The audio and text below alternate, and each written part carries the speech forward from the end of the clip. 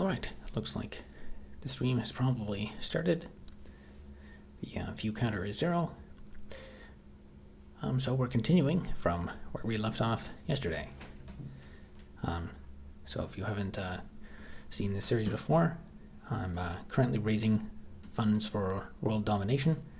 So if you have I've kind of a bit of downtime between projects right now, so I've been live streaming every day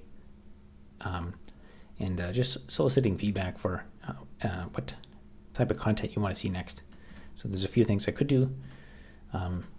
A popular one has been a lot of people want to see the scripted long form. That's that content is a bit more time investment though, so I'll probably have some other stuff that's going to distract me for a while. So I'll probably wait until I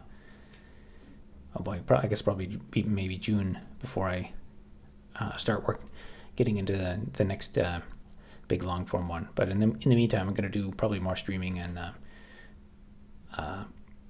I'll maybe try to get out I have some ideas for cinematic shorts that might take only a couple days or so. So, but other than that, I've been working on the block mining simulation game every day on stream for a while. So we can pick up where I left off yesterday. Or I actually did a bit of work today. So I think last night, let's see, let's open this. So last night I worked a bit on figuring out a bug with there's some weird characters showing up on the terminal. So when you moved around, it was not reprinting the screen correctly. And I think I figured out what that was. It was just kind of like a special case with, I guess in the IntelliJ terminal IDE, which is not even a real terminal really. There's a weird bug where if you have a multi-column character, it's putting these like empty set symbol characters that are like hidden behind the extra wide character. But then when you remove that emoji character, the characters that were in those other blank spots are showing up. And so I just changed how my code refreshes some of those columns. And I tested it on my other laptop and it worked today, but that one is a slightly different version. So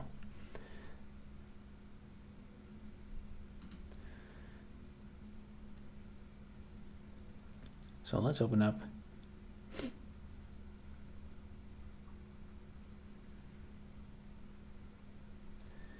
this. Is quite slow.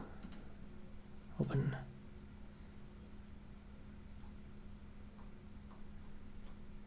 Now I've also noticed pretty consistently IntelliJ has a bug in it.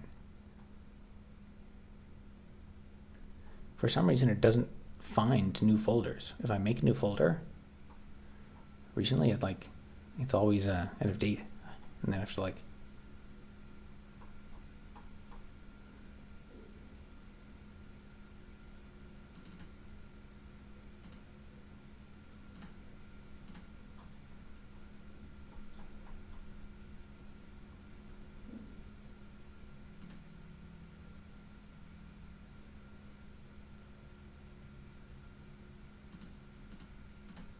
there we go. Weird.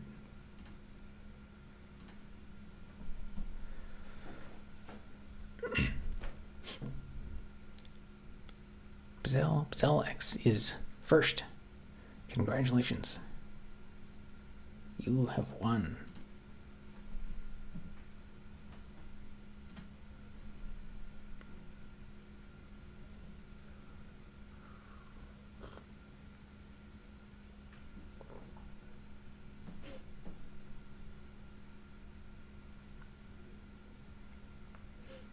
I've never tried this before. Let's see what this does. Load Maven project.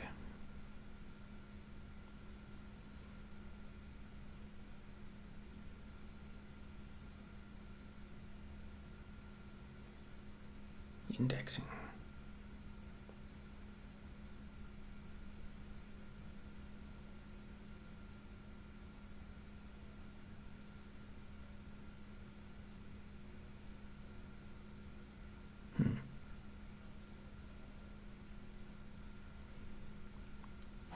Not sure what that did. And Bradley wins second place. Congratulations.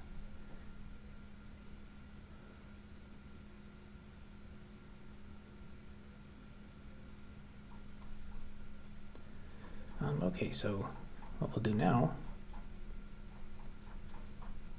so I'm kind of streamlining the setup steps by now.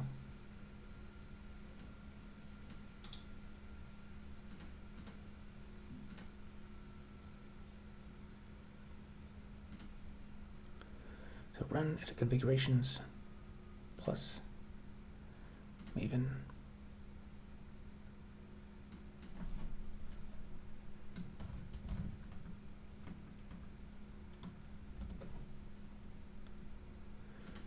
Eventually I'll probably think about this. There's probably better ways. Now that I know about that that like run before trick that someone mentioned yesterday. Let's see. I think there's probably a way to make it like depend on another Maven rule and cut down on the build time.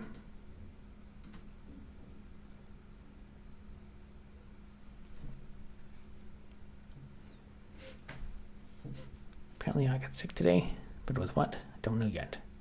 COVID V3 probably.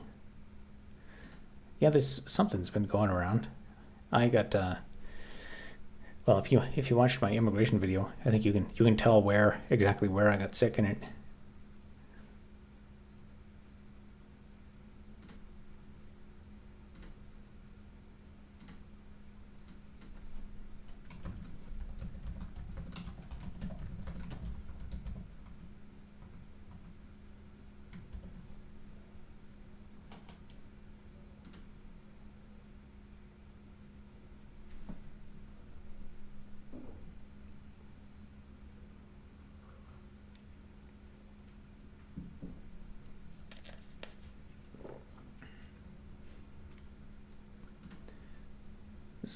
This one here, add before launch task.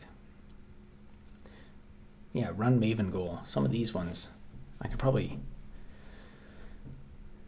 if I do some investigation, there's probably a way to make the whole process faster.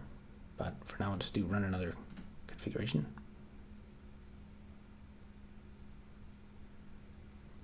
Job options, that's probably fine.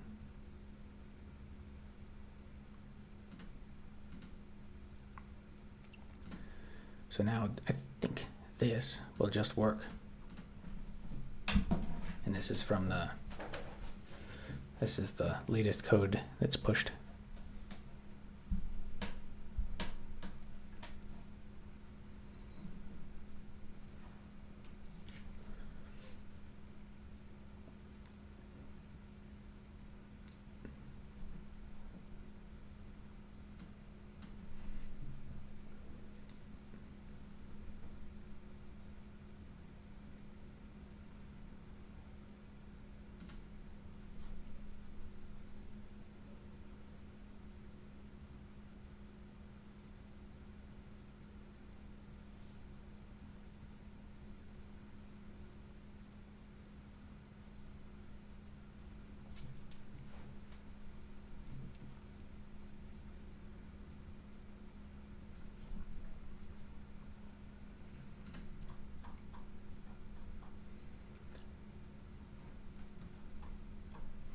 Yes, I'm glad that I put that clear error message there because I forgot to change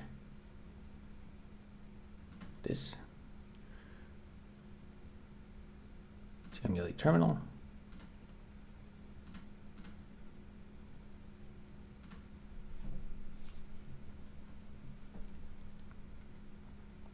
Eventually I'll probably, I guess now that I kind of am used to these run configurations, I'll probably create like another run configuration for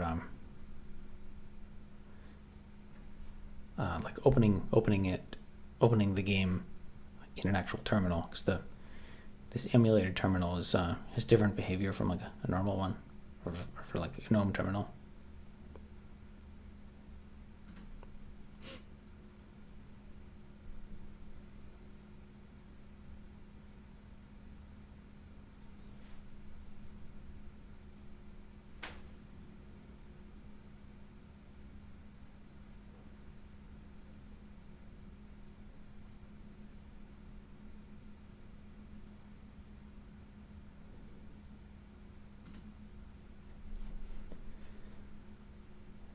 Right, there we go.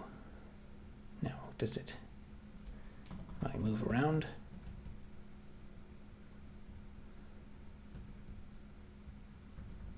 Nice, that's exactly what it's supposed to do.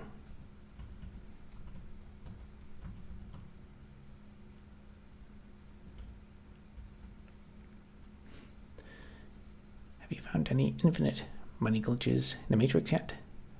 Asking for a friend. Not yet. We'll see if this YouTube thing is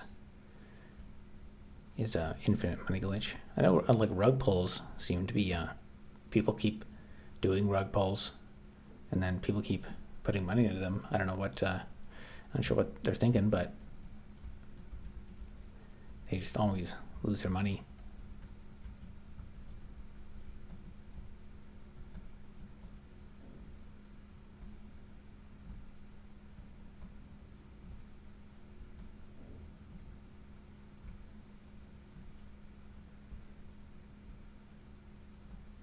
Nice, this actually works.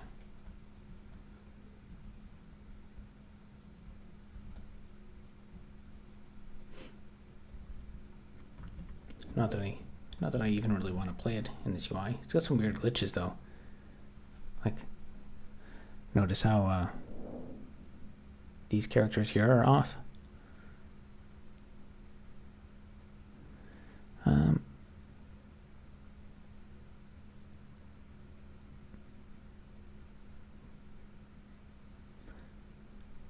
It's hard to see. It looks like they're all off by 1 pixel or something.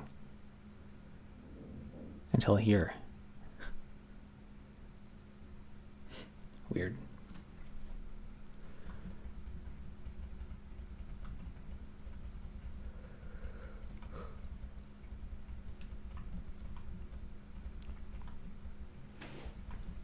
And look at that, some of the characters don't actually even render properly in here.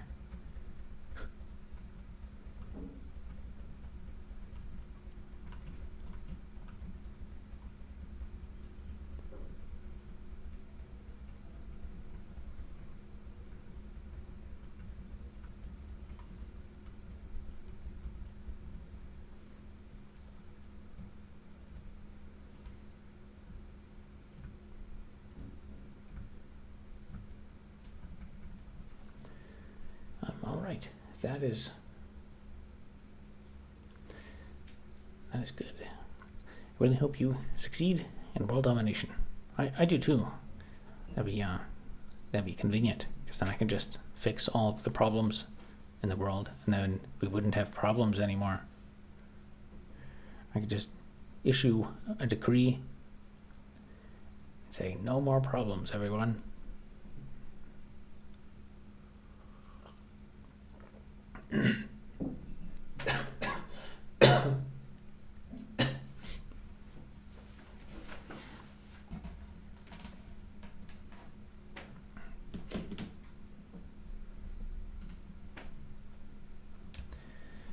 Let's see. So that works now. Now I had like a long list of things. Now I should go back and rethink what next.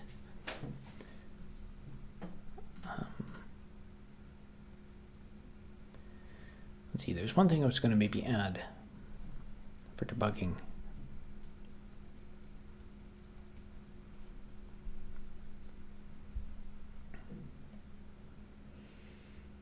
Should I add that?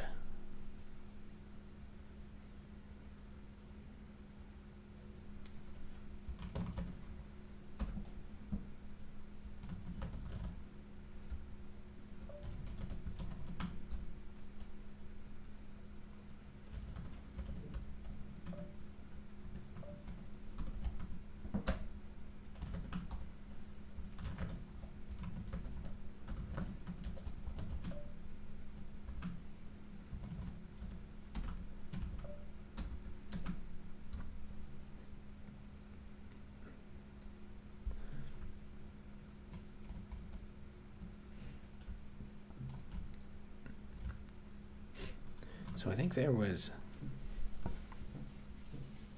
Are you still doing the thing where you go live until you reach to the X new channel members? I concluded that at 32, so I reached my goal for that one. It took that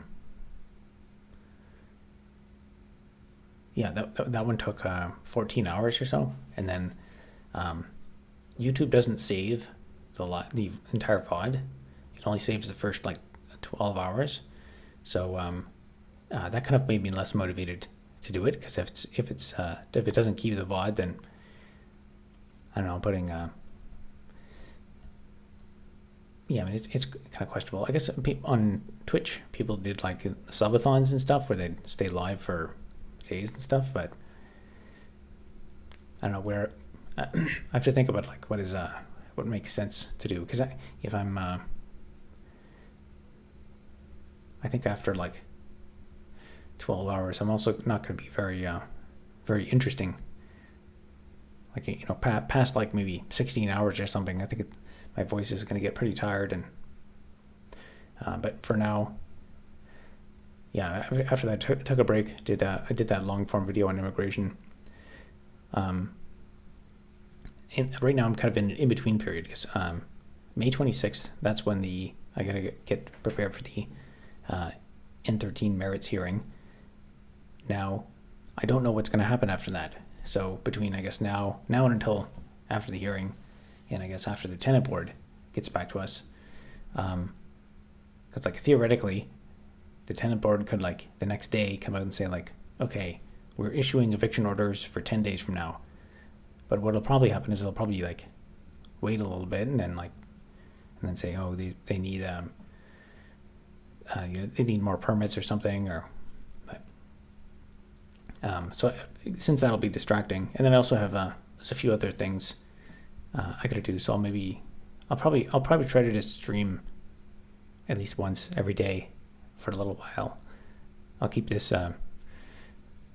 raising funds for world domination theme up for a bit. Tried that out, and maybe do some. There's some shorts content that I'd like to do if I can get that done. I've heard people use YouTube to get subs because Twitch makes this harder for smaller channels, and sometimes then send them to Twitch. Yeah, I guess Twitch. I could also stream on Twitch. I think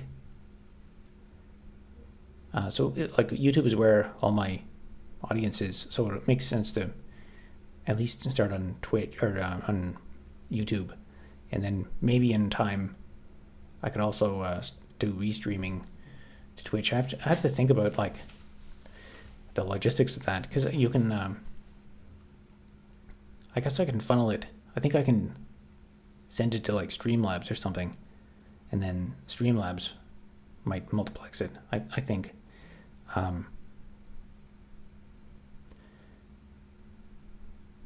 But yeah, there's also I have two chats to think about. Or I don't know if it like aggregates them or something. So I don't know. Yeah, and then there's also like, I don't know if I don't know if I can commit to Twitch streaming. So if there's people like want to sub to me on Twitch or something, I don't know if I might just do it for a couple of weeks and abandon it or something. But I'll probably continue to be active on YouTube. But I don't know. We'll see if this continues to show growth and bring in money, then I can invest more. And ideally, I'd also like to have some better equipment and stuff. For I guess I could avoid Streamlabs if I had like maybe another computer for splitting the stream. It was fun when you made the video in the woods as well. Do you mean the live streams in the woods, or the most recent one I published about sitting on the log with Hatsune Miku?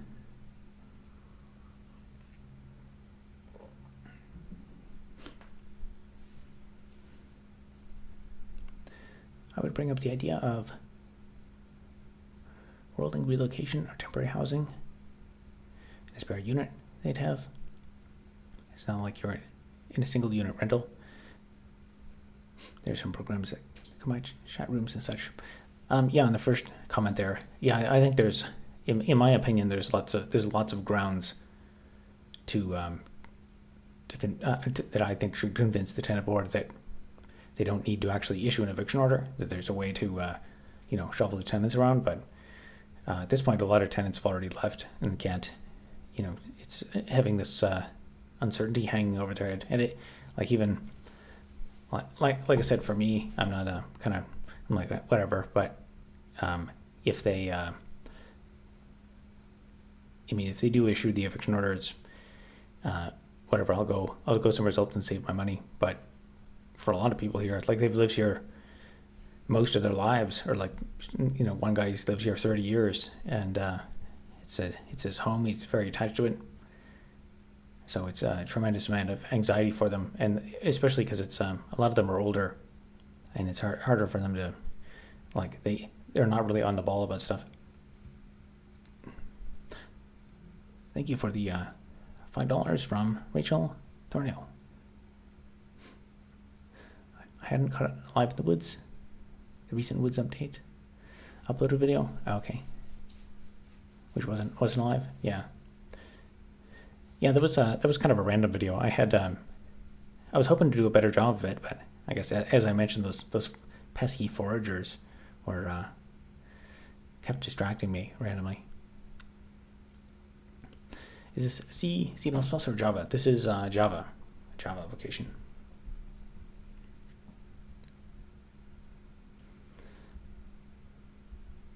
Let's see. Okay, the thing I was going to do was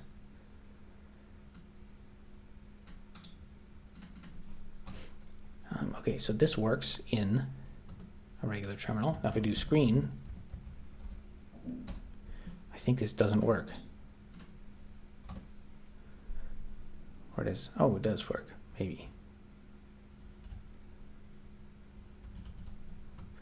Actually, I think I might have been in wide mode. It didn't work.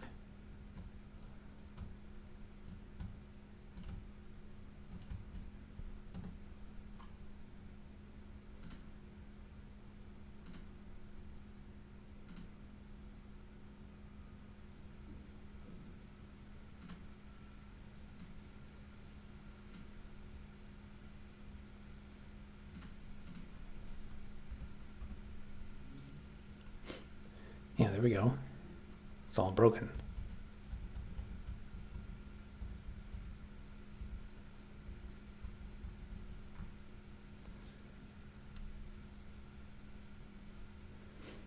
That's broken in a different way than I thought it was going to be.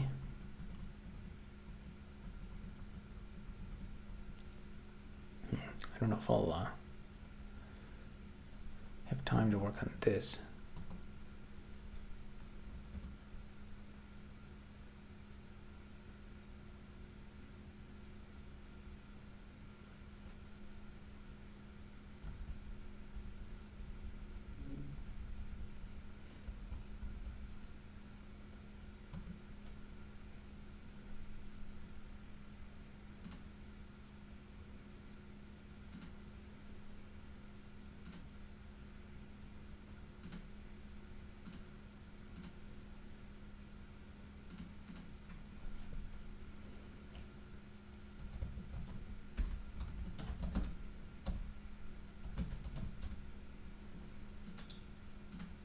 Now this, I think, works.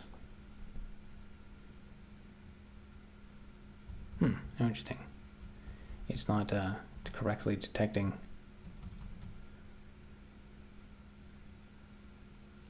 But at least it gives some UI.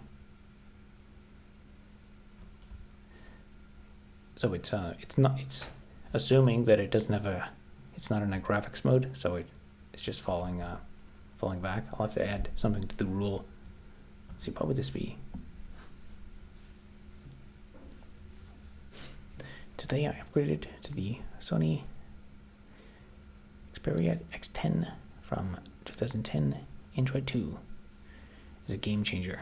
Yeah, that's a pretty 2011. That's 14 years. Yeah, I had a pretty old phone myself recently that I was able to upgrade.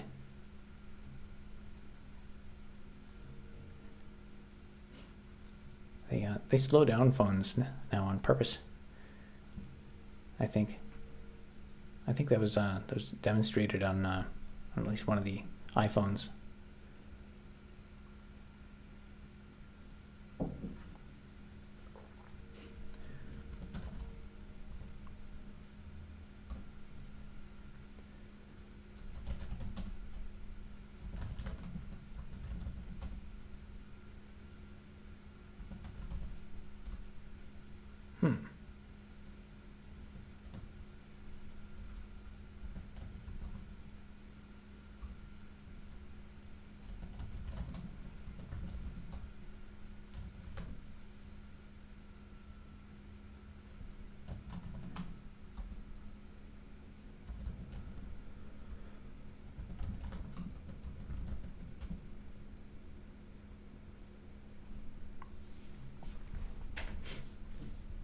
Interesting.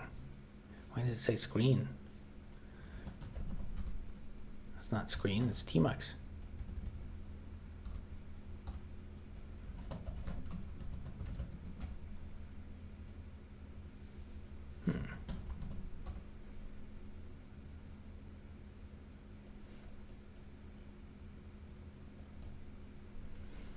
Oh well, I guess that's not a...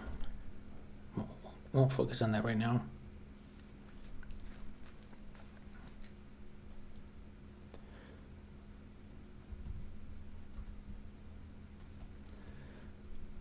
Let me think. So many broken things that I could focus on.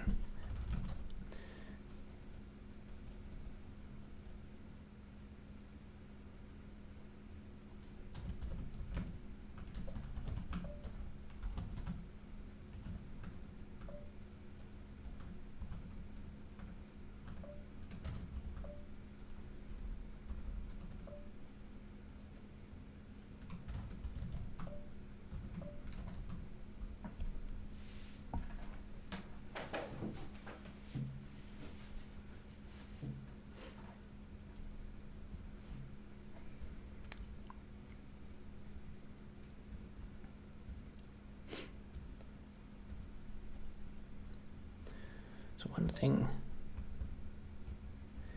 I was thinking about doing is there's a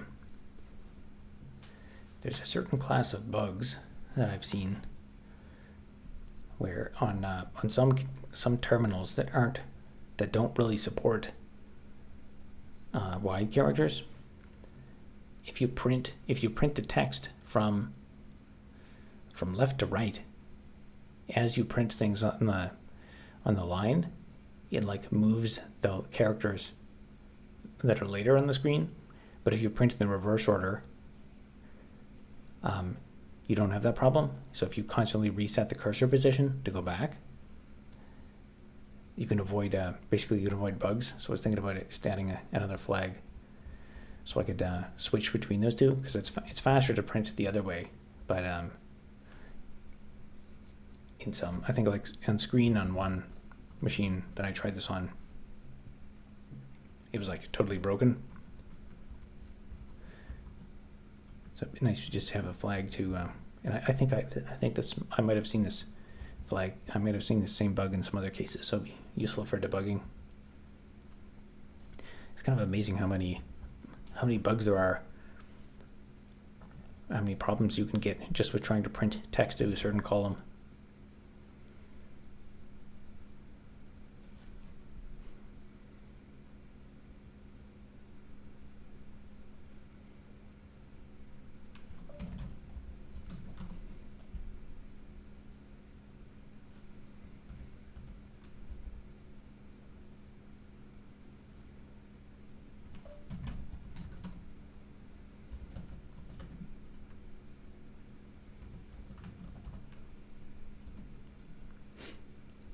Oh, we got another super chat from Pete, 499.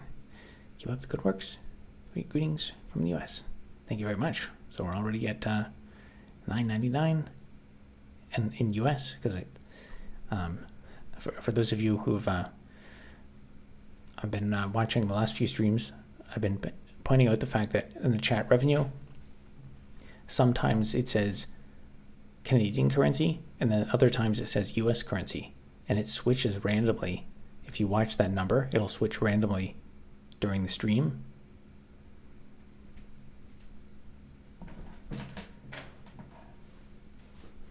It's makes me it made me confused until I noticed that.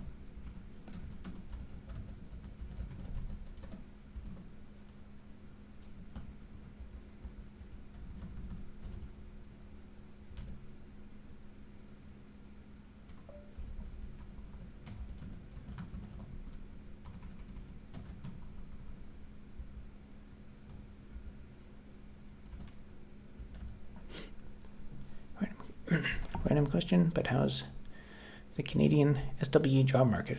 That's a good question, honestly. I haven't been in the market looking for a software job for quite a while. I do get a lot of people asking me questions, saying like it's really rough out there. Now, having said that, if someone's asking me, that probably means it's kind of like a selection bias. So if someone had an easy time, they wouldn't be on here asking me. I would say, well, actually, in one of my I'd say primary sources of information on to specifically answer that question is the every once in a while I check the Reddit r/u Waterloo subreddit for the University of Waterloo, because sometimes on there you hear people talking about how difficult or easy it is to get co-ops. So previously in the software engineering program and also CS, usually it was like 100% employment, like basically anyone who wanted a job got a job in software engineering. Now I have been hearing, like, even in the last few, like ever since COVID, where there was the boom with COVID, and then once things kind of started to crash, then since then I've been hearing it's getting more and more competitive. So I think it's I think it's still difficult. That's my impression, that the people graduating now are having a super hard time. But yeah, sorry to say that, because I hear someone saying the other chat says I'm graduating next week with my CS degree. Actually, I could ask you, Convilius, do you have in like, what's the on the ground information that you have on the job market? What are the job prospects for new CS grads from your perspective? I'm going to guess probably you're in the US or so, but or if not, maybe you're in Canada. But if you're, I guess the Canadian and US tech market competes with each other. Generally, the dream up here is you get your software degree up here, and then you immediately leave and go to the States. That's the way it's basically always been. Although now that we have all the border crisis and stuff, or the whole, like, anti-Trump, we all got to be anti-Trump, and I mean, who knows? Maybe the people in Alberta will soon become part of the U.S., or Quebec will leave, or who knows what's going on now.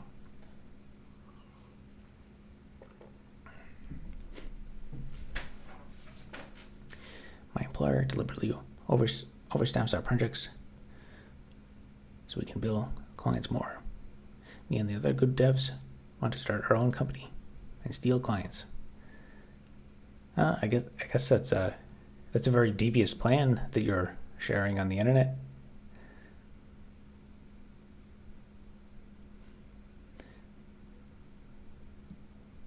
Yeah, I mean, it's I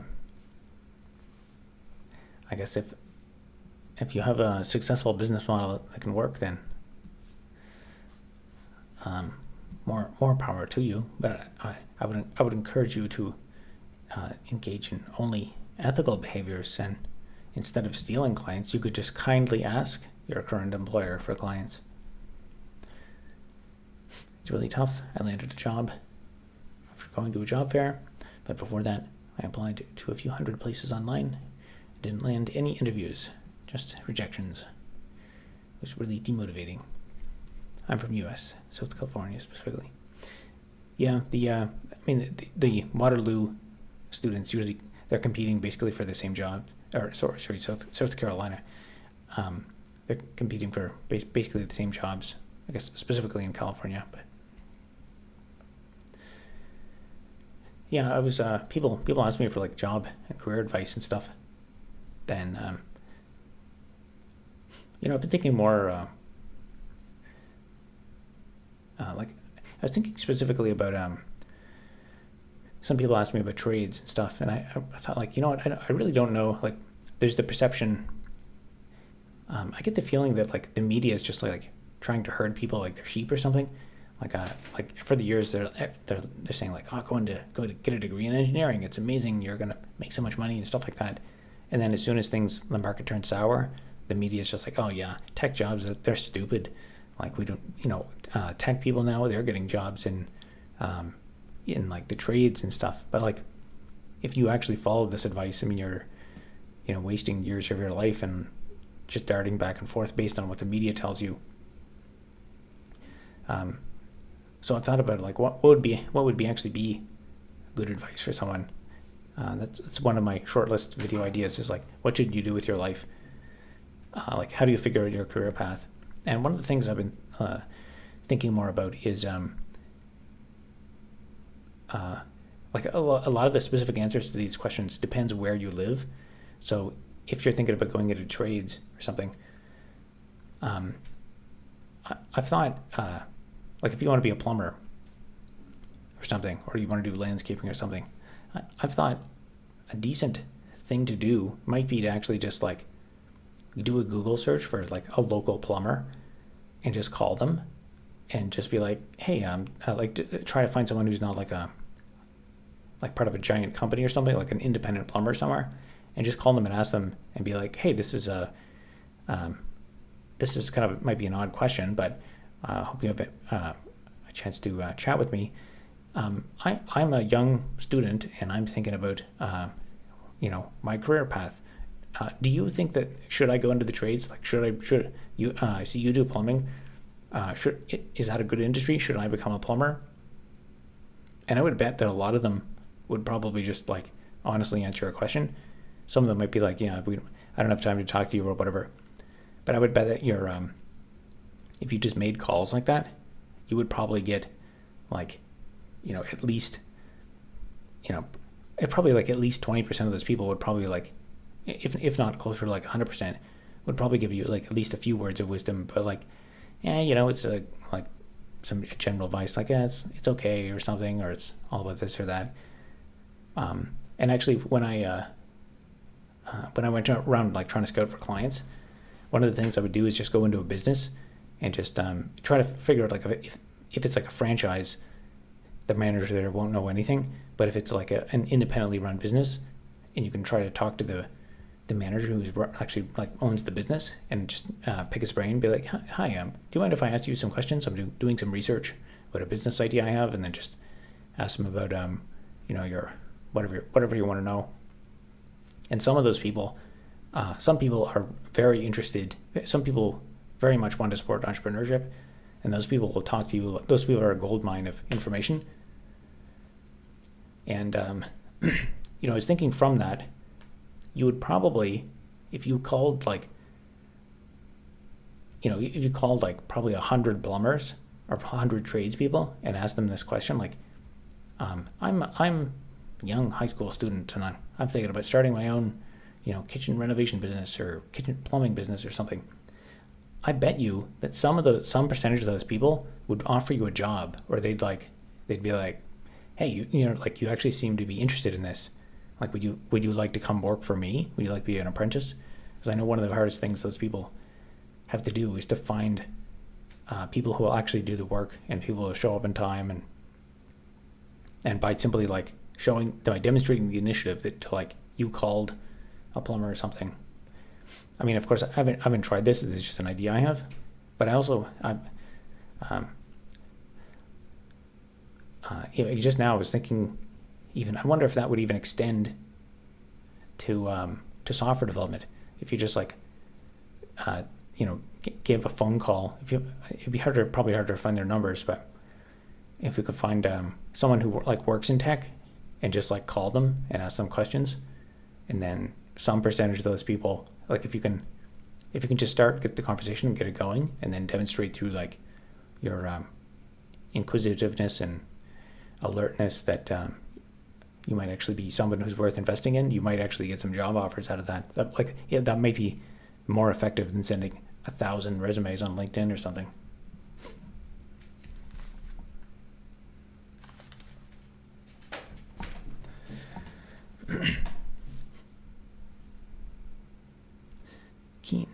Keen Ban says, "Hey Robert, how are you? Not too bad. Just doing some coding on the block mining game. I've been admitted to George Brown College, Number College for computer programming and analysis. What do you think I should choose?" For computer programming and analysis,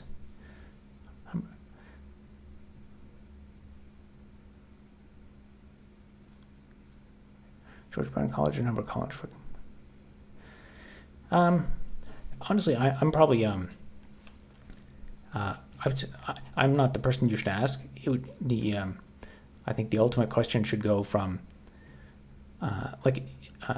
do those two programs do they have co-ops? Like what are the prospects for internships and getting a segue into the job market? I would say that's probably the most important.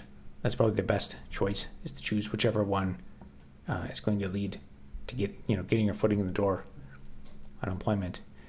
And then I guess if neither of them has an internship program or co-op or anything like that, then I guess I would probably just like Google it and look. I try to find like Reddit posts and stuff of like anecdotal stories of people saying, like if people are saying one of those programs is like a total waste of time and they like didn't learn anything or something, and the other one's like, it's okay. Then you can find anecdotal reports of and do whatever you can to find just anything anyone has posted about those two colleges. And then I guess you can also you could check out like ratemyprofessor.com or whatever, and like just read some reviews of professors at those places if you can't find anything about like job prospects, and you can get an idea from that about which one's the best one. Ubuntu Enjoyer, yes indeed, it's nice and convenient to get stuff done. What are the median salaries for each program graduates? Yeah, that's a good question to ask as well.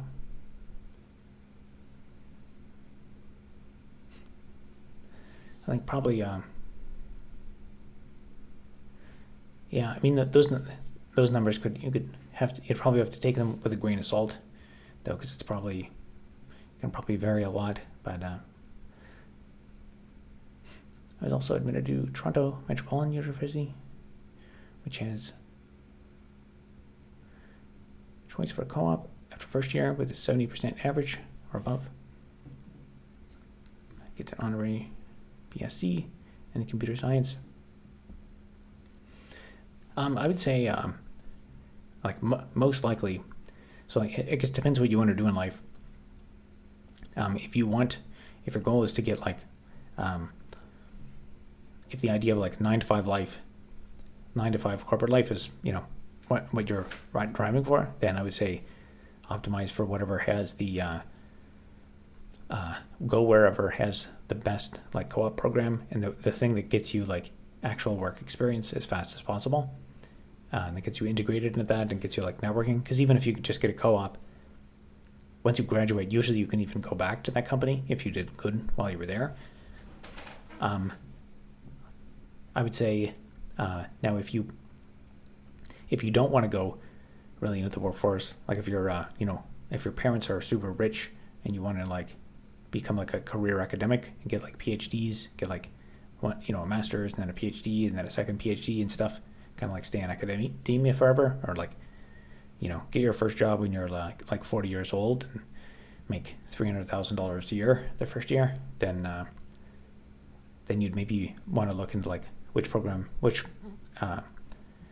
university has the best like graduate program and the PhD stuff, and like who are the best advisors. Although I don't recommend that at all. I think there's a lot of people who are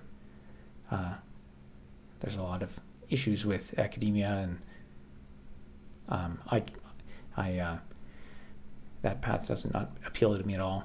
Now, if you want to do entrepreneurship, I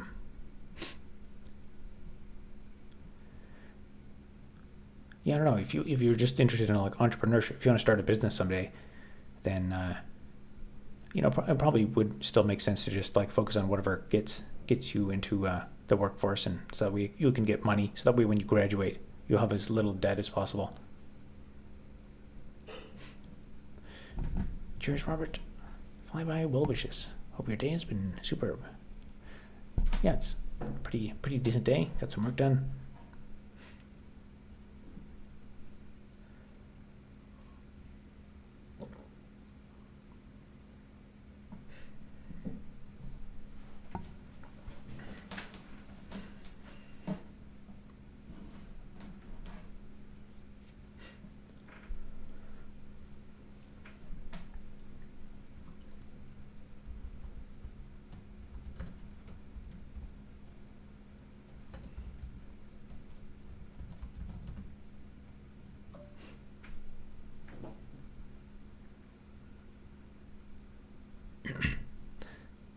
I'm Keyman, just got on a computer, signed in on a different account.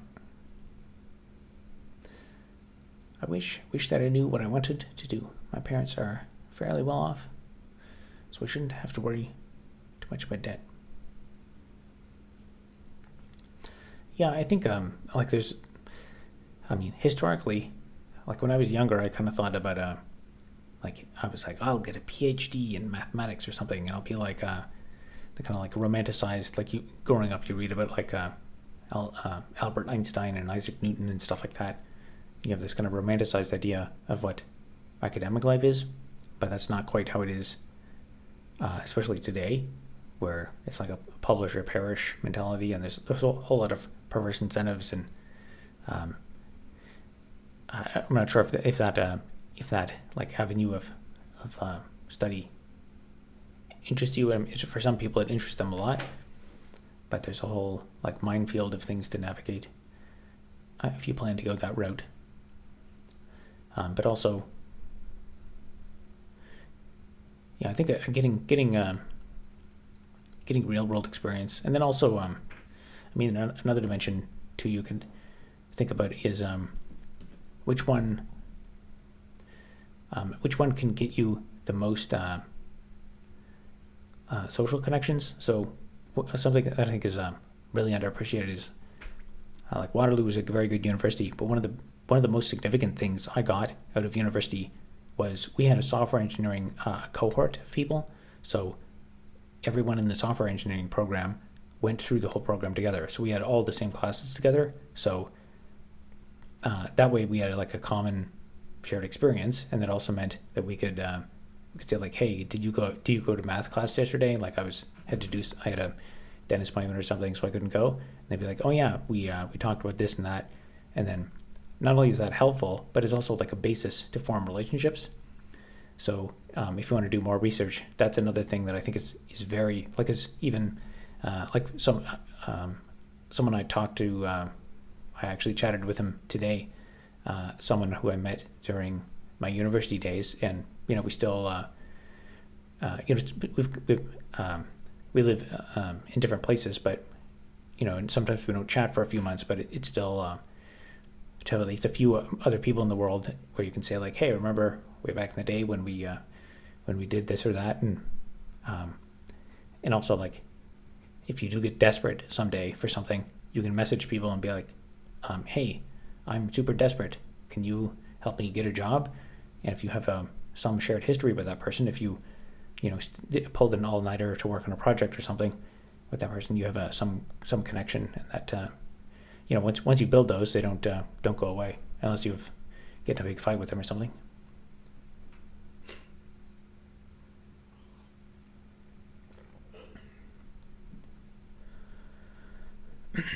Society does not incentivize academia appropriately relative to its benefits.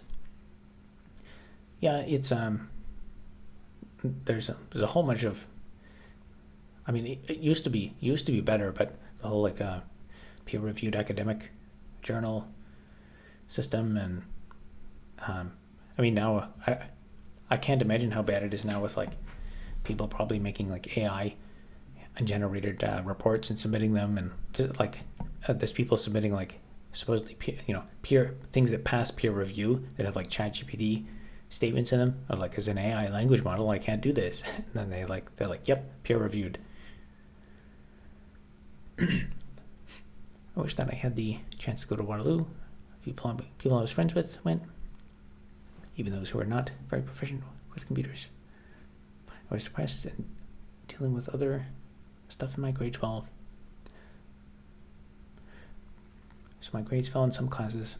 Yeah, I mean, actually, I had terrible grades in high school. I was initially rejected from Waterloo, but then I did these like pre-university, like mature student. I came in as a mature student, so I actually took a few years off, and then went, so that I guess probably helped me out.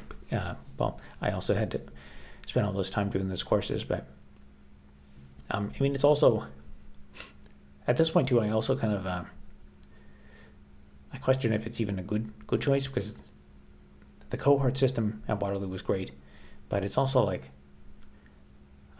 it's there's so much work, and the workload was so high that it was kind of difficult. Even though I did have some people I could hang out with, it was difficult to find the chance to even take advantage of those social connections. And actually, if you, I have a video. I actually went back and I did like a little meetup at Waterloo. The title of it's on my channel. It's University of Waterloo, the loneliest university, and it's got some like footage of like the campus and the Boston stuff in a snowstorm. So that gives you like the vibe of like when you're there. And I mean, it's kind of like serene and beautiful, but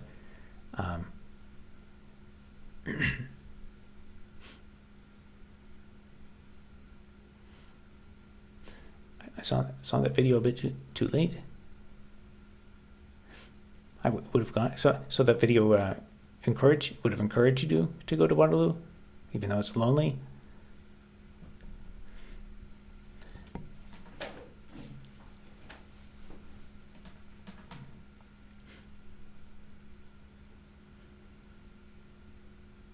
I've been out of high school for 2 years now.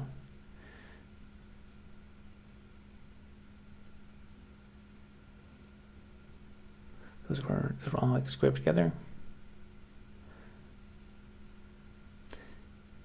Yeah, it's I don't know, it's difficult to optimize life. There's a lot of variables to think about. I sometimes feel bad about not going to top schools like Stanford for UC. Those graduates always go on to get top jobs, make big accomplishments. Yeah, it's, I don't know, you can, there's also, I mean, comparatively, there's also like from where I was growing up, like if I had actually, like the opportunity cost of going to university, like if I had just started like a boring, like if I graduated high school and just immediately became a plumber in New Brunswick, I'd be way better off financially. And I mean, like tech is very interesting and it's satisfying and it like feels so powerful, but there's a lot about the industry that's like I do know there's a lot, like there are a lot of people who can also get into these senior engineering manager positions and stuff for $400,000 per year, but it's also leading up to the COVID pandemic, things were amazing in tech. Like that was really when you could bring in a lot of money. But ever since then, like there still are those, level 7 Facebook engineer that makes $1 million a year. But then for every one of those, there's like 1,000 people who are like junior engineers who are looking at that and being like, oh, I'll become that one day. But those positions are kind of gate kept. So the people coming in now, I think that the amount of upward mobility for them at the company is much less than it was for people who went there years ago. I mean, I would have gone to meet up on the reading week. Oh, okay. Sorry if I'm venting a bit too much. That's all right. This is not, I don't consider this venting. The chat's pretty quiet, so.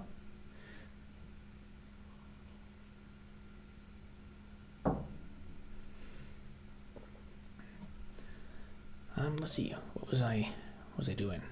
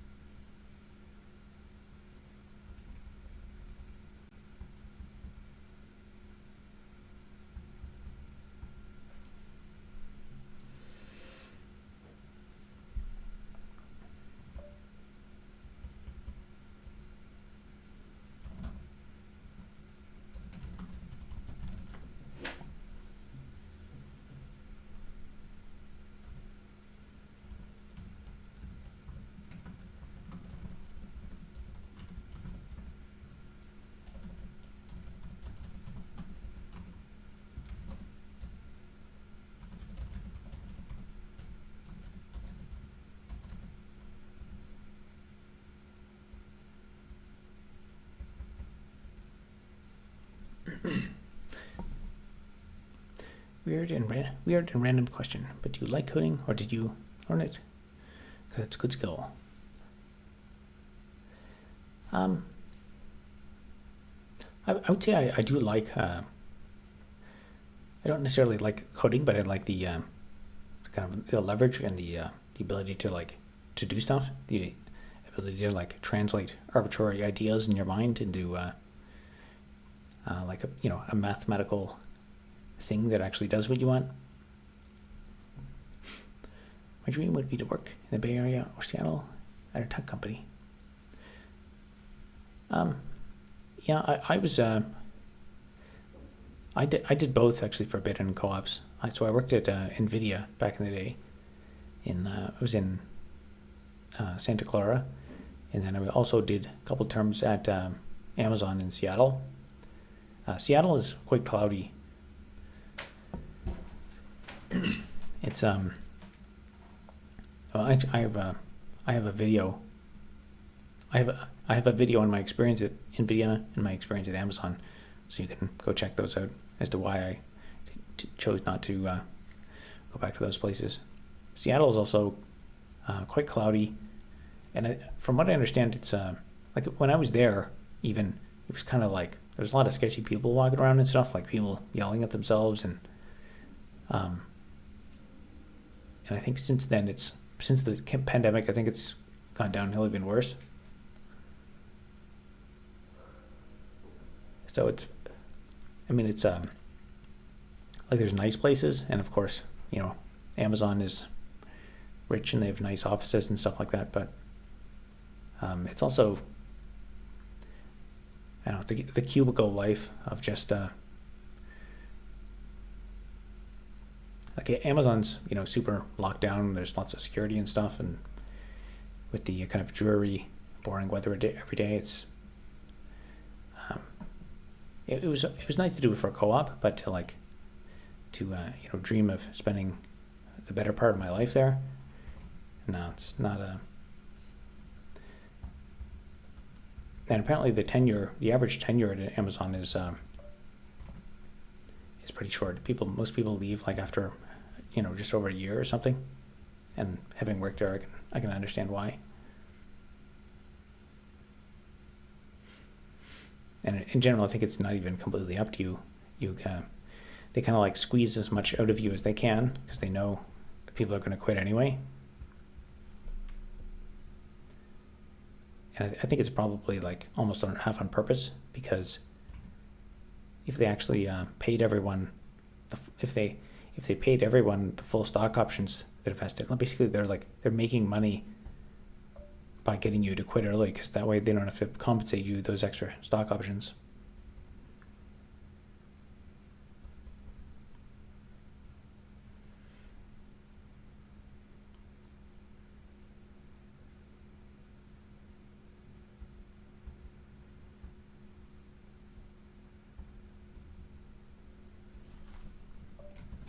Let's see what that does.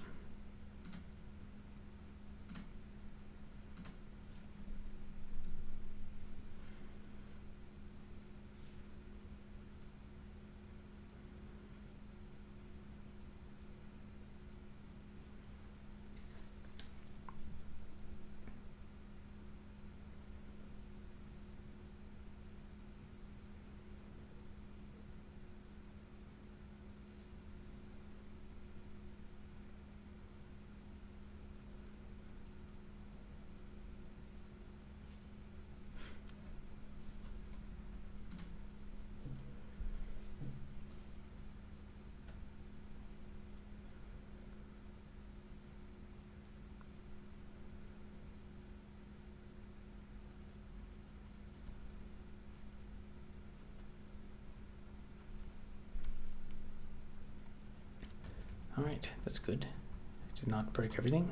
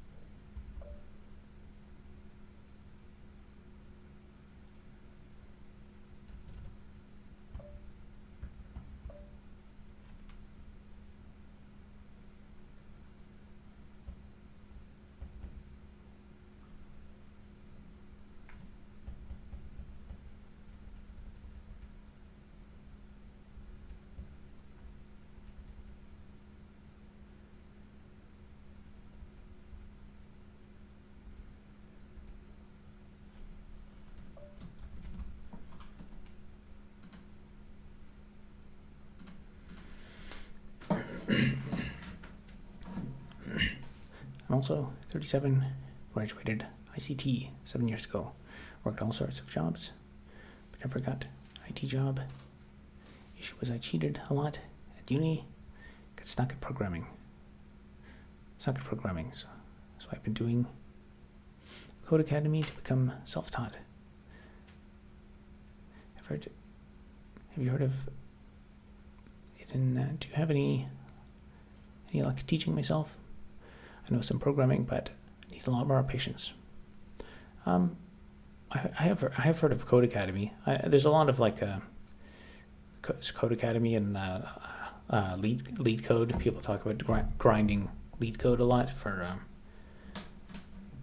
studying. Oh, that's a bug. Yeah, there's a bunch of those kinds of things. Honestly, once you get yourself to if you can solve, competently a certain number of lead code problems or whatever, then I think at that point it's just about like, can you get the job? Because that once you get a specific job, then you can like really dig in to learn a specific framework, and then I think once you get confident, but like in one specific language, one specific framework, and you can do that a year, then you can kind of pivot into the next role and just like learn it on the fly, as long as you're like self-sufficient and resourceful. I'm gonna go make a CPU from Rock real quick. Excellent. You can watch my video on that. I want to thank you for your Unix videos. They really helped me assimilate to Linux at a time when it was very daunting. What is the first thing you would do upon achieving world domination? I'd probably just fix all the problems that we have in the world. It'd be great if we just didn't have those. It'd be so much more efficient.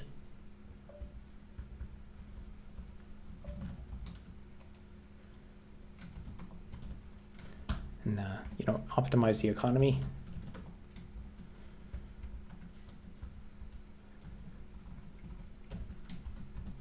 We waste a lot of resources, so if we stop doing that so much.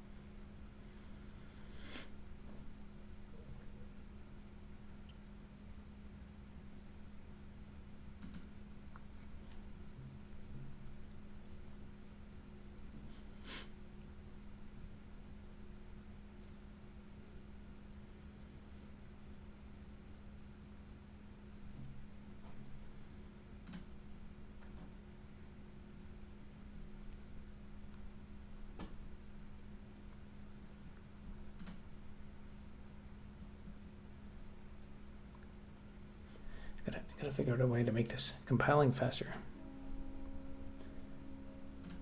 Okay, that actually looks okay.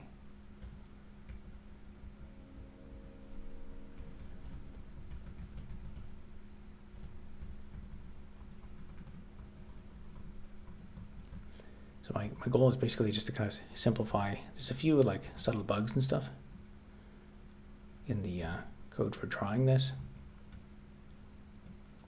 So I can iron those out.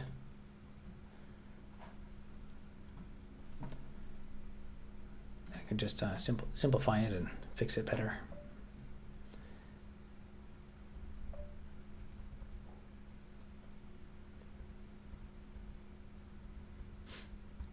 Okay, the next thing I was doing was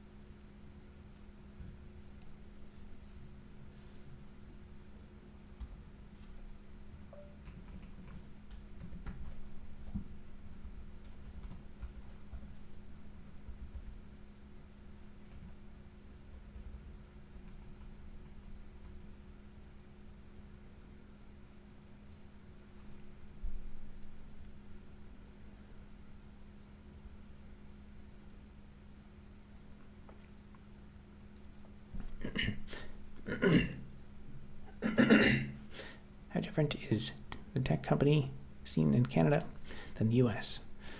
I think you touched on it very briefly, but I was curious about homegrown Canadian tech companies like Shopify and others. Yeah, you know, if you asked me to like quote a few like successful ones, Shopify would be one of them. But honestly, you know, I have not worked in tech in Canada since 2011, like as an employee at a tech company. Now, if you, I don't know if you saw my how to become a 37-year-old broke loser video, and if you, I've also have some videos on my experience. If you go to my channel and type in the word consulting, these videos don't have many views, but if you want to know about my experiences interacting with other startups, like as a trying to get consulting leads, I would say that like for entry level, you know, startups and stuff, the things are pretty bleak. Like there's a lot of companies that just raise a bunch of money and waste it, and there's a lot of people who like want to start companies, but they don't have capital for it. But they don't know that they don't have enough capital, and there's a lot of just nonsense. There's people pulling like schemes and stuff, and people are just effectively trying to like scam investors and stuff. That's for like the startup scene. Now for the big tech companies, I think there are some pretty established bigger tech companies here that are what was it, like open text or something? I don't even know if they're still like a prominent place to go, but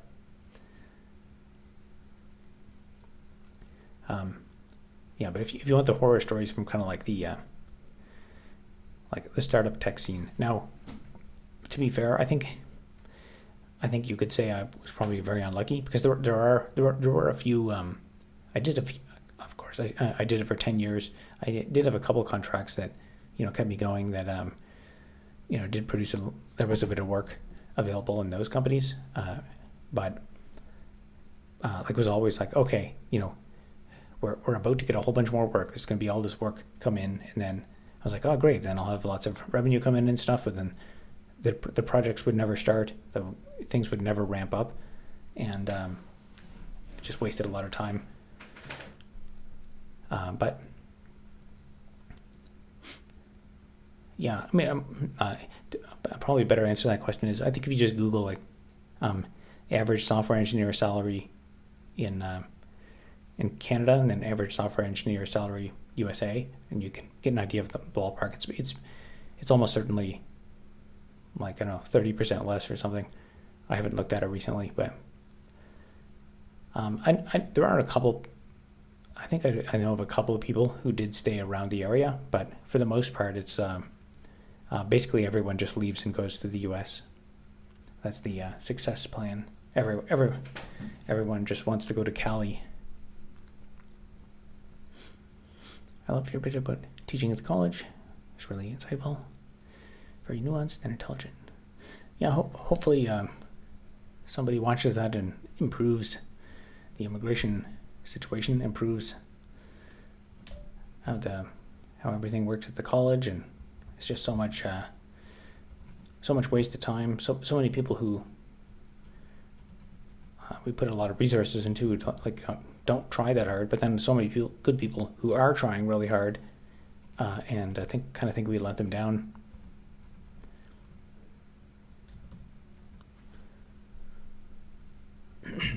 Thoughts on the election? I don't have anything particularly interesting to say. I mean, it was pretty clear beforehand. The polls were leaning very much to the Liberals. I guess the conclusion is that Canadians they enjoyed the last 10 years of Liberal rule so much that they wanted more of it. So I guess that's what we're getting. But I mean, it's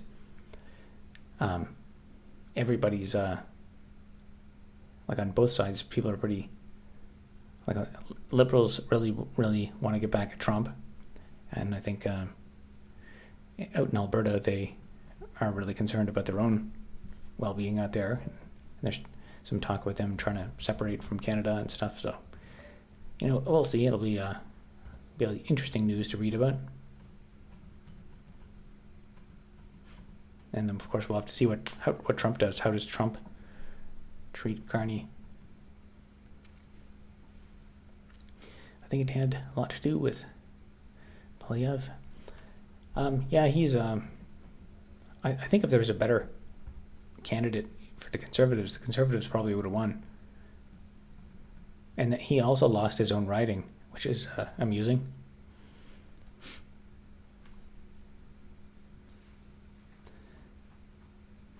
I think Polyev's ideological affiliation with MAGA. I don't know. I've heard people say that he has he's just like MAGA, but I actually think that if Polyev I think Polyev wishes he was more like Trump. If he was more like Trump, he probably would have gotten elected.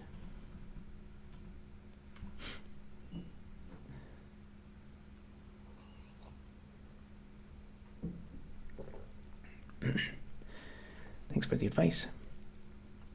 Just showed my mother your channel, and I hope. She's a GP who runs her own practice, makes tons of money. Sometimes I wish I was her, but I will press on with IT.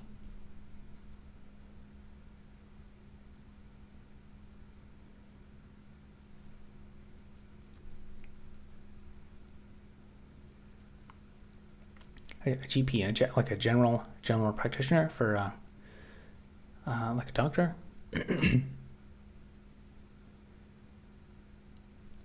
I've heard things are pretty rough for doctors.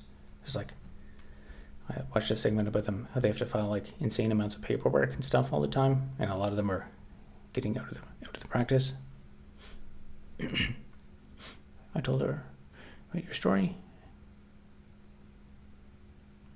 Words of wisdom, will everything will come back.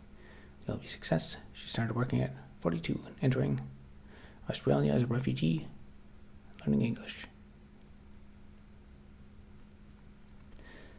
Yeah, if you just keep grinding on, I guess if you have a streak of bad luck, eventually it has to end. The Canadians being ever resilient, taking on the burden of the liberal hive mind. Yeah, honestly,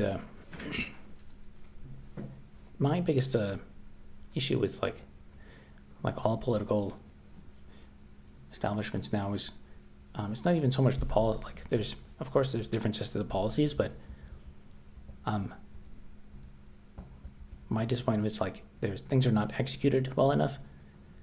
Like if either party could successfully not waste money, not have corruption, have like integrity, like that would make me want to vote for them. It's not even so much like voting for policies is almost a luxury.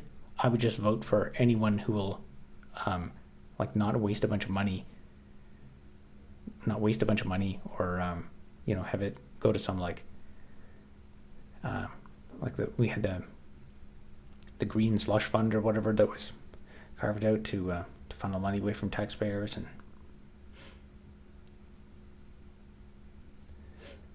do you know any good lawyers who can help me set up a business in the Bahamas so I don't have to pay any taxes?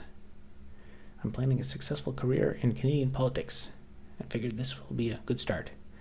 I'm not sure, but you have to talk to politicians there. They're experts at this stuff. As an American growing up, I always wondered how Canadians could afford homes when every home there seems to be $1 million minimum. I know better now that people can. Honestly, it's only been like the last few years. Like there was like 1 year around COVID where basically all homes doubled in price. Like it kind of just before COVID, like things were challenging before COVID, but it's like I think there was a pretty significant feeling of like hope. Whereas I think in 2019, I actually kind of got the feeling that there was a bit of a recession, and it kind of felt like things are things are kind of difficult. We're in a bit of a recession now, but once the recession's over, and I get the next contract, and things are going to be good, and I can get my income up. And then COVID happened, and that just broke the back of everything. Justin Trudeau vows to end first past the post voting on platform speech. Oh yeah, and then I think someone after he resigned, someone asked him like, "What was your one regret?" And I think he regretted not changing that because it would have benefited him.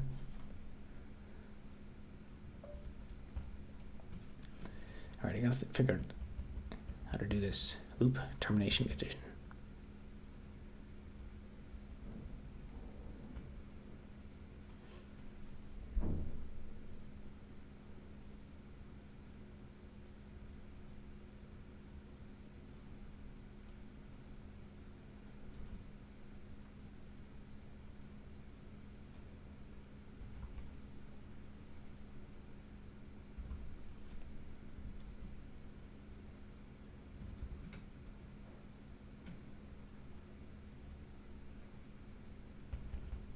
That might work.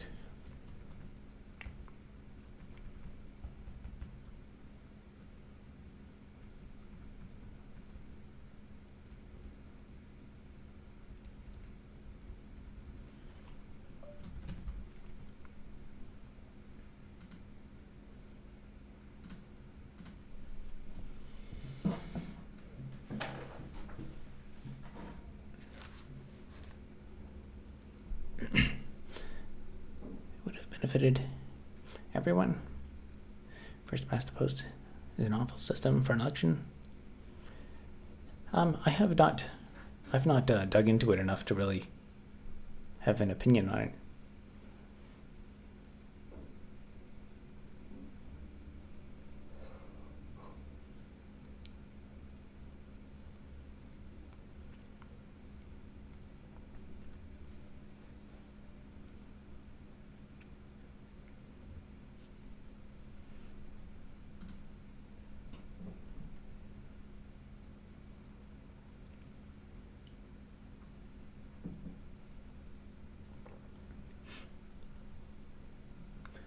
All right, that's really broken.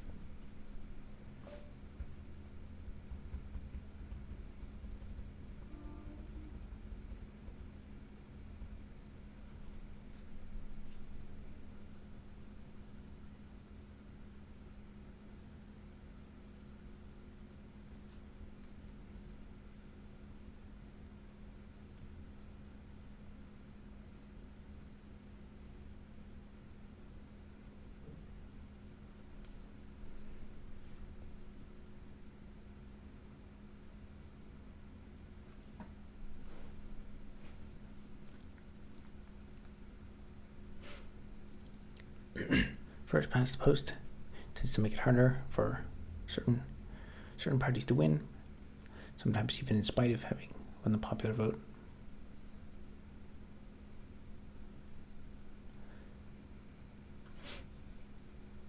Yeah, like I said, I haven't researched it enough to really have an opinion on it. I don't even understand the mechanics of it that well. I'm a big fan of Canada and all the wilderness. Really want to explore places like rural forests of northern Quebec, mountains of BC, even drive up to the Yukon and Northwest Territories. Yeah, I mean, we're the second biggest country in the world. We have like some crazy diverse, we have like, I guess almost every land. We don't have any real deserts and stuff. Wouldn't mind a COVID lockdown now. Want to have peace in my own home. Yeah, COVID was for some people with a certain lifestyle. For me, it was COVID lockdowns were just business as usual. But for anyone who's used to always being out, is devastating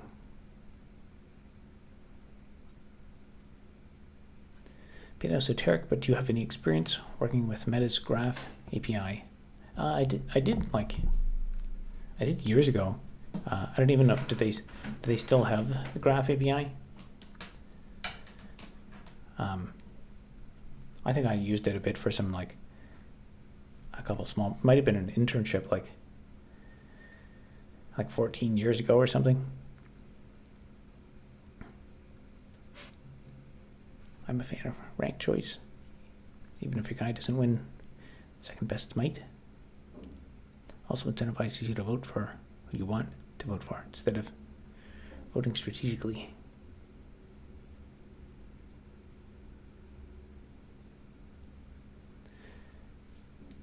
Yeah, it was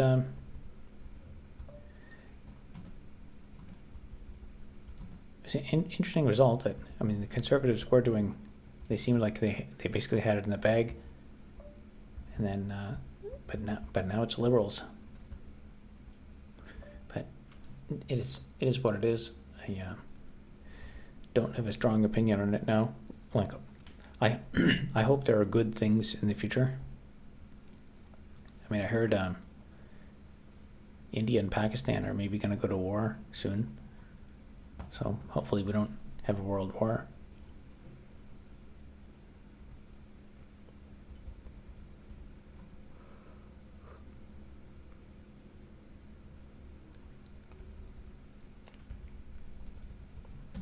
Let's figure out why that didn't work.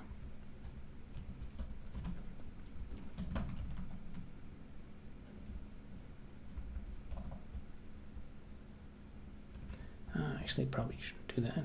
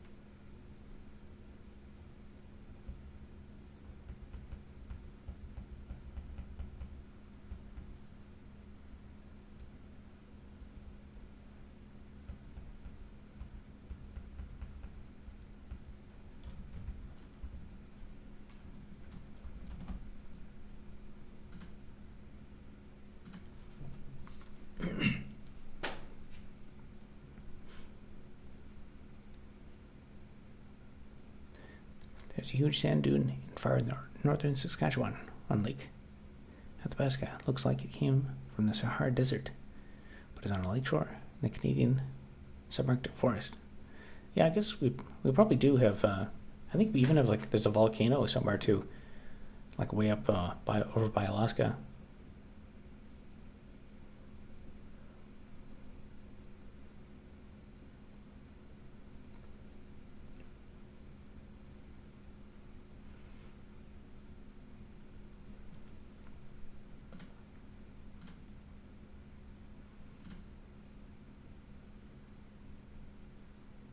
Man, that almost looked like it worked.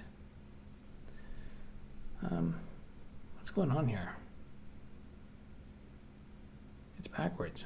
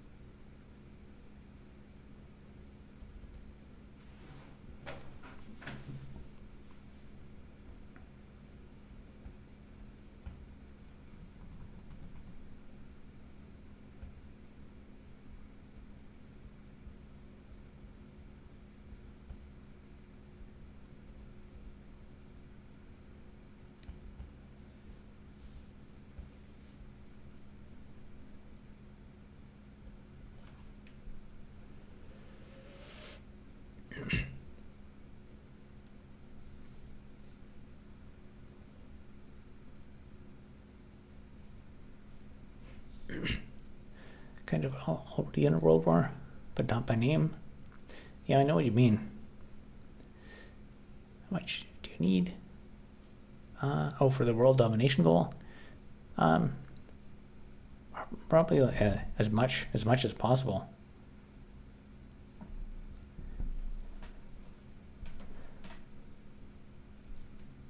Joel Levy. I'm not going to say that last name. I don't know how to pronounce that. The electoral district system is responsible for the discrepancy between the candidate who wins popular vote and the candidate who wins the election. Interesting.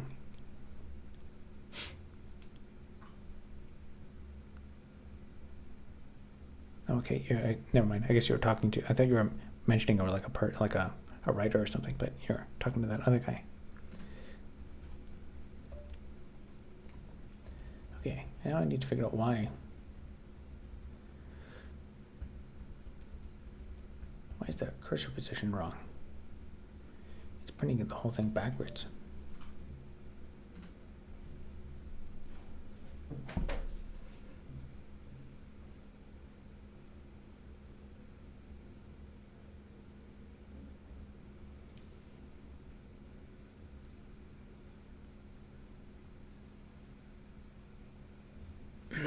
You have to give your answer in natural number form only, a full dollar amount. I don't know. I don't have a dollar amount at the moment. It's more like an iterative process. I get some capital. I deploy that capital, and learn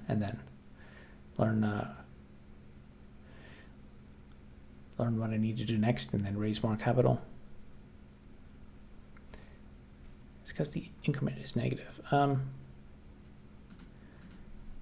the increment is negative because I want to go in the opposite direction. So the idea is like normally the default way is to print starting over here and then print characters this way. But what I want to change it, I want to make it toggleable so I can go back and forth starting over here, and like then I have to set the character positions and move this way. Printing. Oh, we got a channel number. Keenan Salandi. Welcome to the student tier. Yeah, that's more than enough. So you're on the 99-cent tier. So you're now legally allowed to play my game because you qualify for the license criteria. And then hopefully you can just forget that you're a channel member, and you can give me 99 cents a month forever.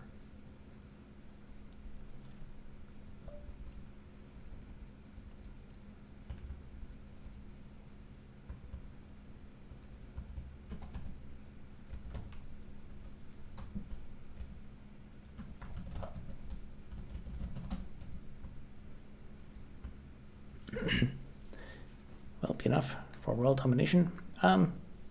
It puts me a pretty substantial amount of the way there, I think.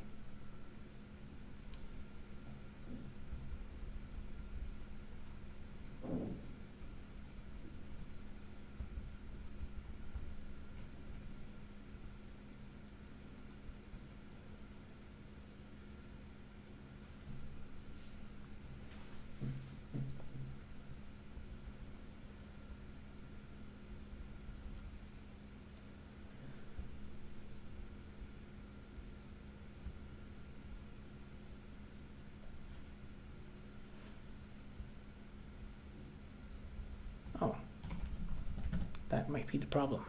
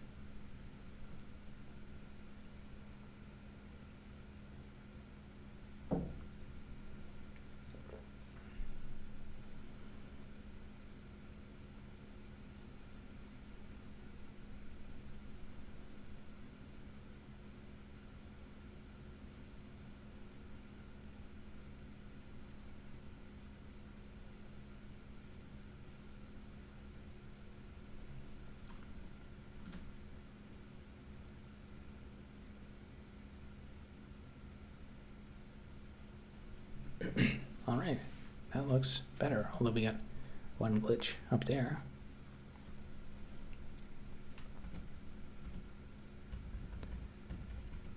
Oh, interesting, there are still some glitches.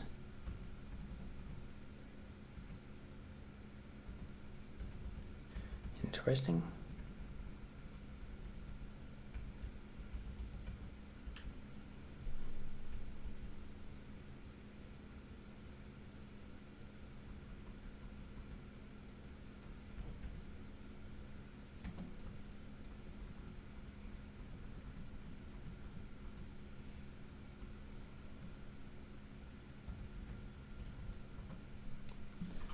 So that's closer.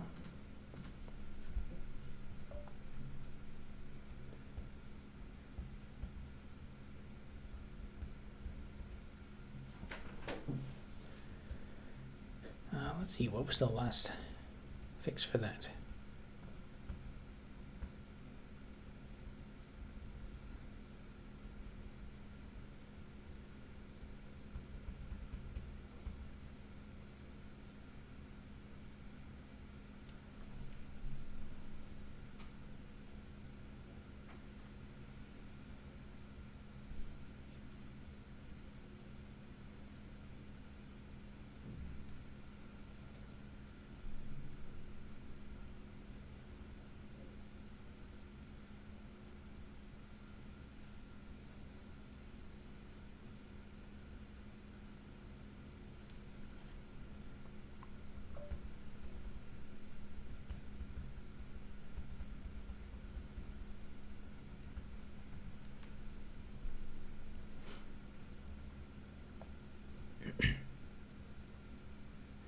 Toulouse Billiam Inexperts says, good evening.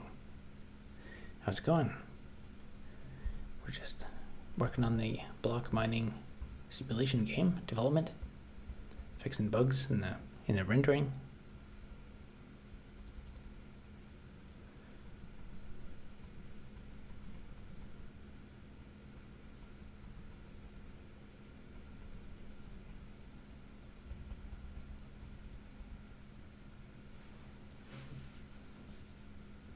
Maritime's population 1.9 million, 32 seats. Alberta 5 million, 34. Maritime's equalization payments receive 5 million. Alberta 0. Yeah, there's I don't know, there's definitely some like lack of fairness going on with who pays into what. But such is the state of our politics. I can't explain it or justify it. And what you see, the drama you see playing out in the news is not at all unexpected, given that.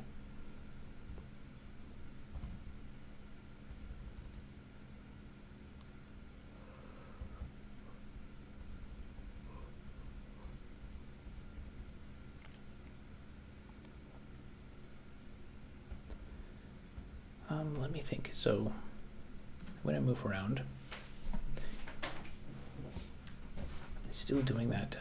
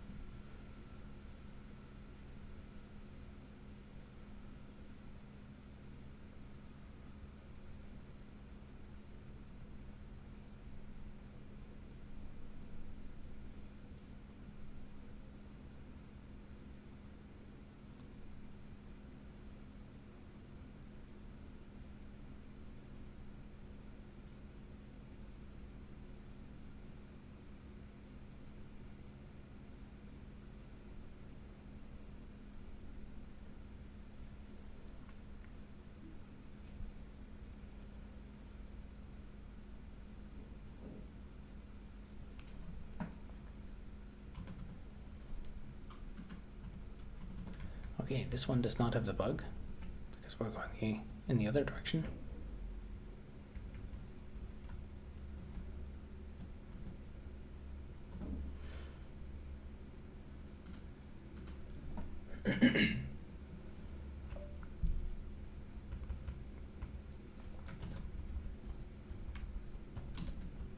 But this one does.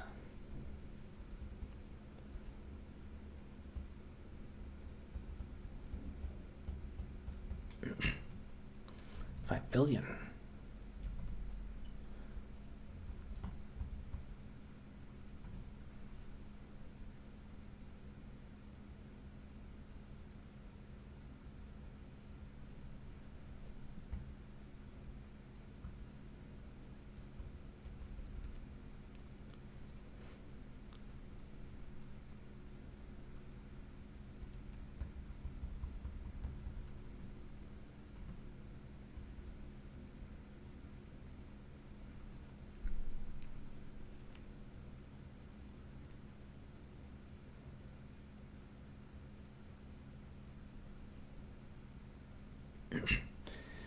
How much have you raised so far on day 6? Oh, so far today, I've raised $13.80, and I've got one new channel member.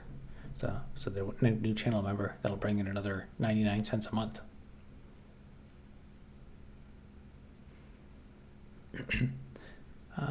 Will rocks be present? Present where?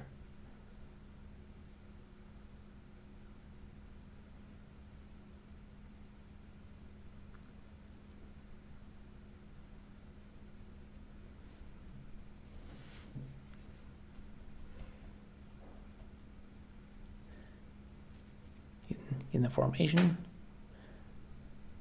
In the formation of what? Of uprising?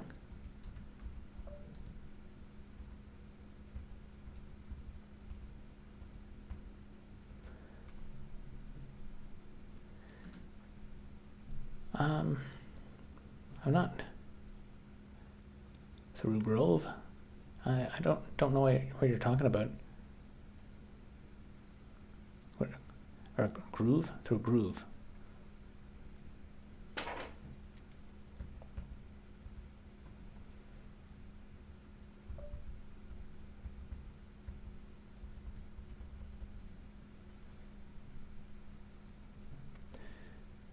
You know about the rocks? I don't know. Don't know what you're talking about. If you're referring to like the rocks moving in the game. Do you have any gripes with the software world that you care to share? I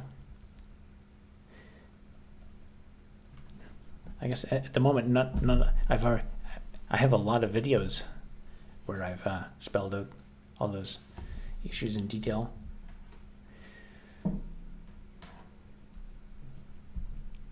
I guess my probably the biggest gripes are like expressed in the videos I have about consulting. And by the way, thanks for the upgrade to member. That's, I think, puts you at like $3.99 a month.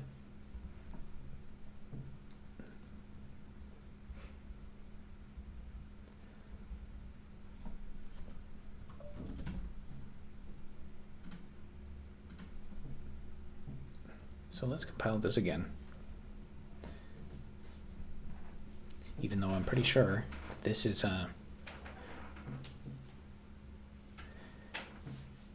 going to have the bug again. But I don't really get why changing the print order would make this bug manifest.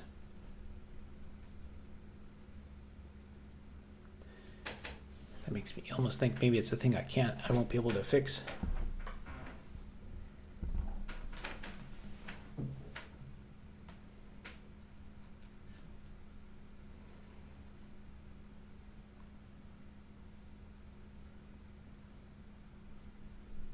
Definitely makes it a lot slower.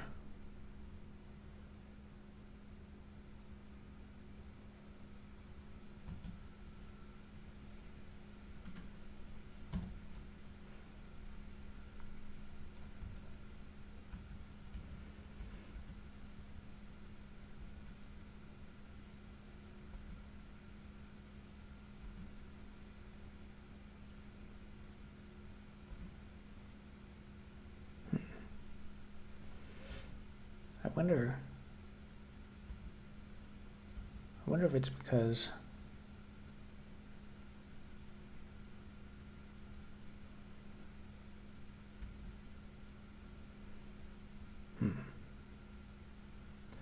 yeah, that might just be a quirk of how this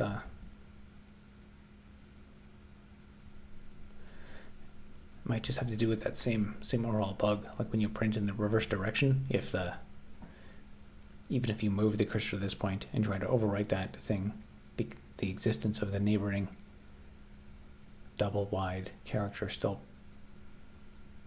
forces this null character to be there. It's kind of a weird bug that just happens in this thing. I was hoping there'd be a way to get rid of it, but maybe not.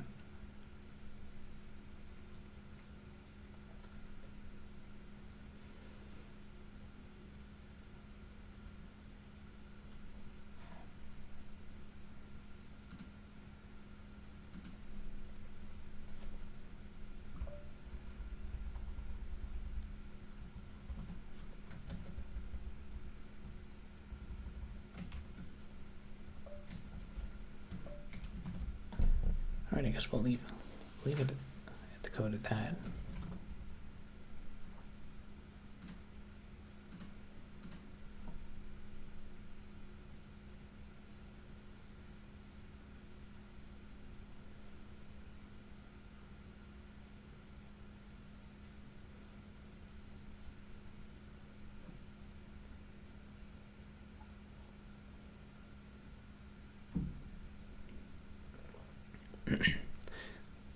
What rock are your thoughts?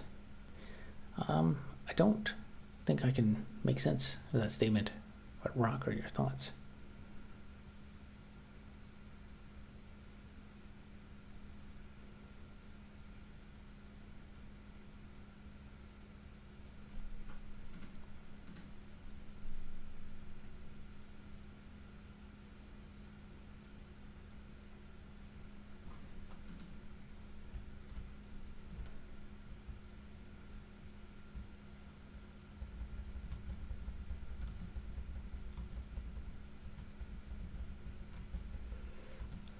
All right, that basically works.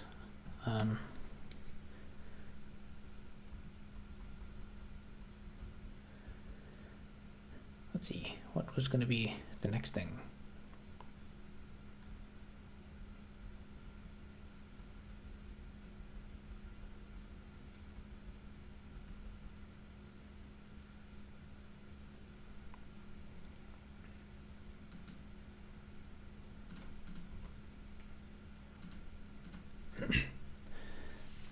Bootstrap versus Tailwind.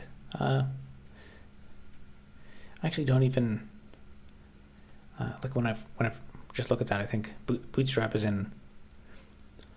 I remember Bootstrap used to be a CSS framework, or it was like a set of CSS templates, and then I think it changed into like morphed into a JavaScript library in the suite.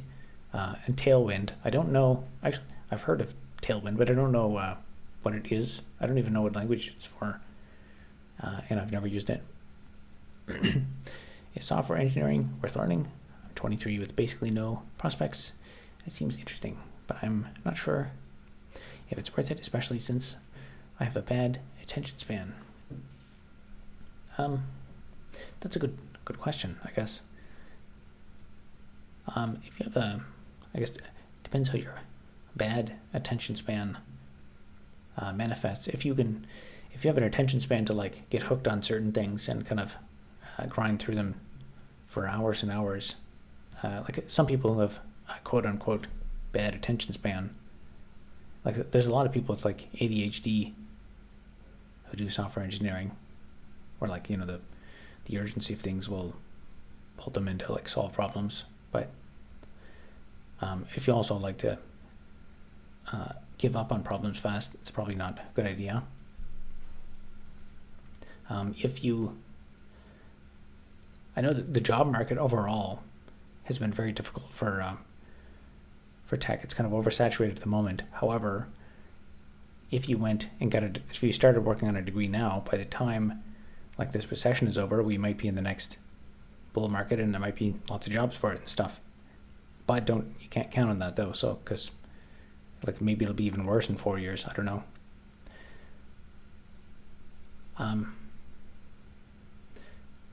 Yeah, so I guess it's another general career advice question. I guess I've gotten a lot of questions like this. I should probably make a more detailed video on it. I'd say the best answer for you depends on like what country you're in, what kind of like where you live, and if you already have like a,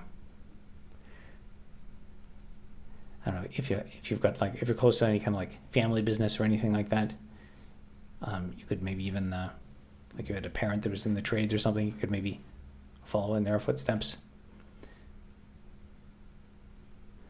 The shortest path to victory is depends on a lot of variables.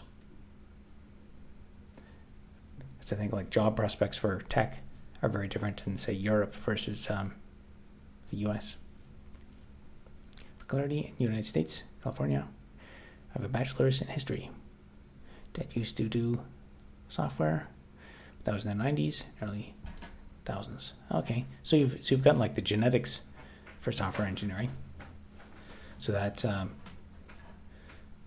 think a very good indication. History though, I don't know. Like the main jobs I know of for being a for doing history are like history teacher. But then again, like I don't know, in this day and age, I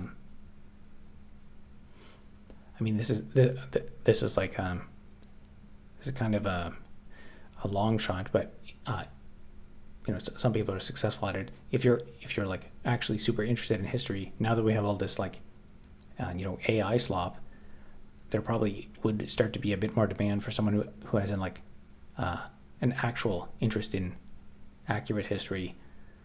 So I'm sure there's room out there for like YouTube channels for you know, people who like correct history and stuff like that.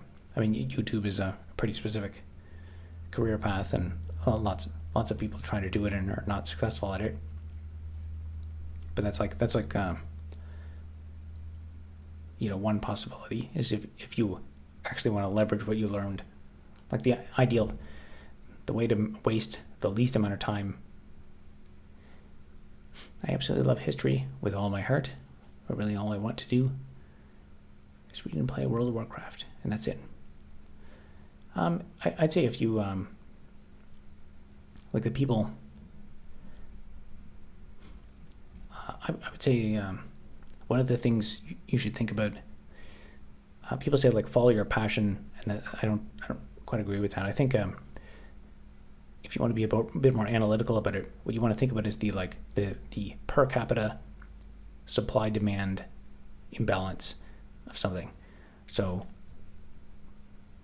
in an economy, like if you ask like what are the things you could do, like for a lot of younger people, things that are, you know, obvious to them are like be a software engineer, be an influencer, you know, Instagram influencer, streamer, whatever.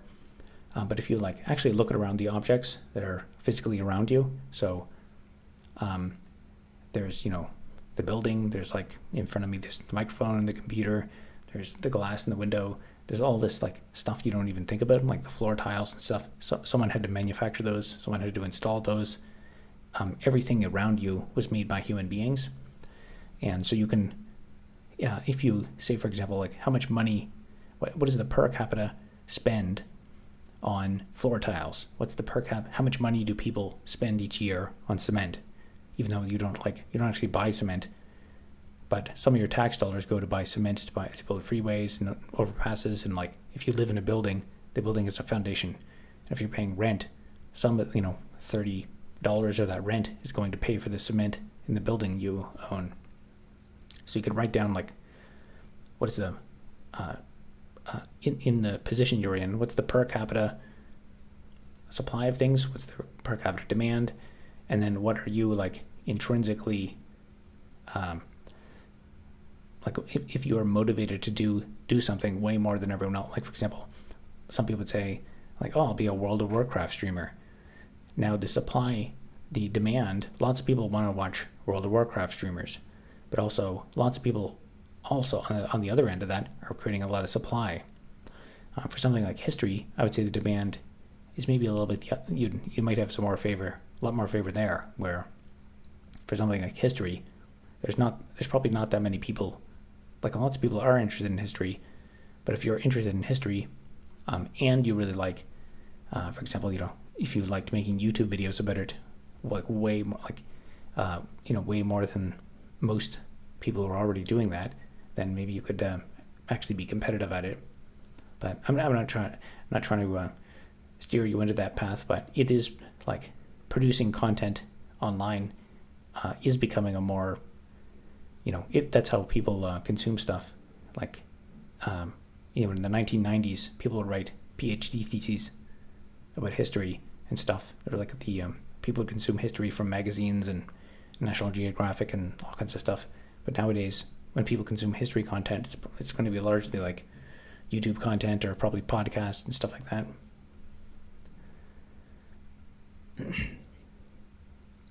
Is doing YouTube even theoretically profitable? Unless you're in the top tier, it seems like the bar to get a sponsorship is low. But I don't know how much those pay.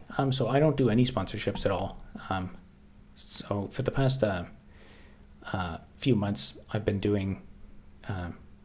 Actually, you can check out my channel. I actually look at a few of my. I have some videos. Most of them don't have many views, but I do have a few videos published on my channel talking about how much money I make. So if you want to see, like, I go through a bunch of my metrics, so you can see how much money I'm making.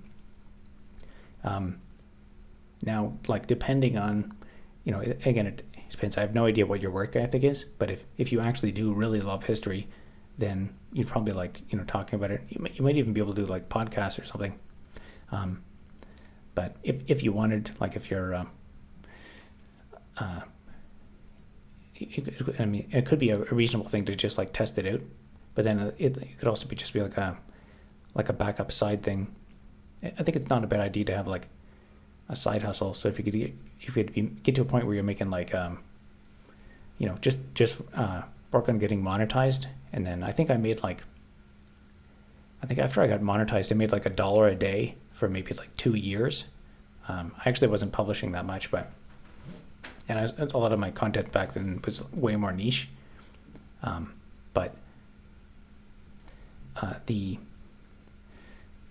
So like obviously there's like a lot of people want to do YouTube, and only a few succeed. But you can just test the waters on it as one, to have your hand in one pot. So like if you're asking me like career paths for someone who's really interested in history, that's one that I would think. I can't think of many other places where history could come in there. Maybe even, I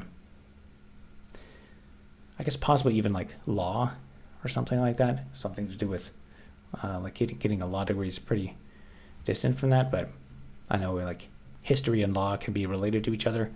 So I don't know if you're interested in, your interest in history also extends to law in any way. There's something to do with the law could potentially make money. And I've often thought that law is kind of like almost like computer programming for society. And if you mentioned that if your father's got the genes for programming, then you might have them as well.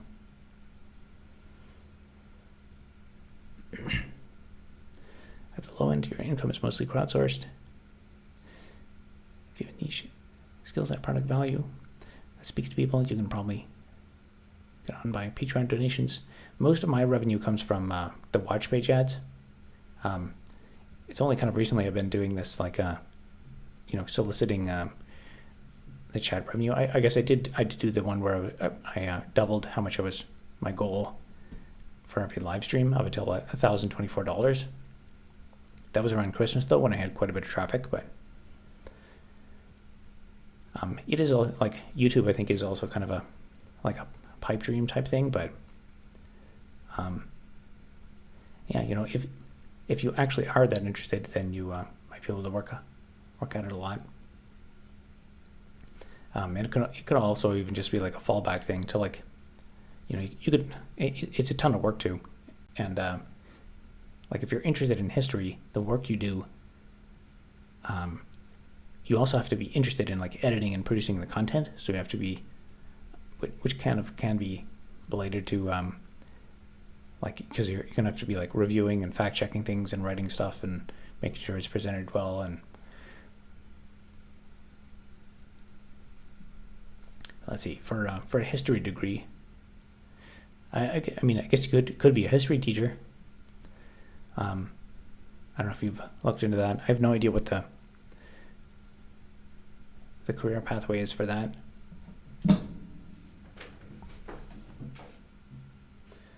Let's see, I was going to work on something.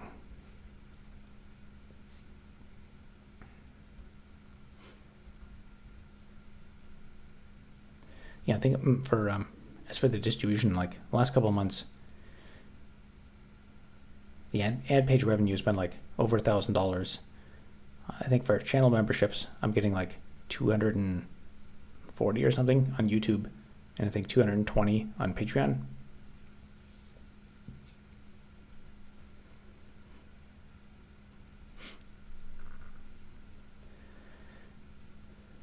Let's see. What was I going to do? Oh, I guess it's after midnight.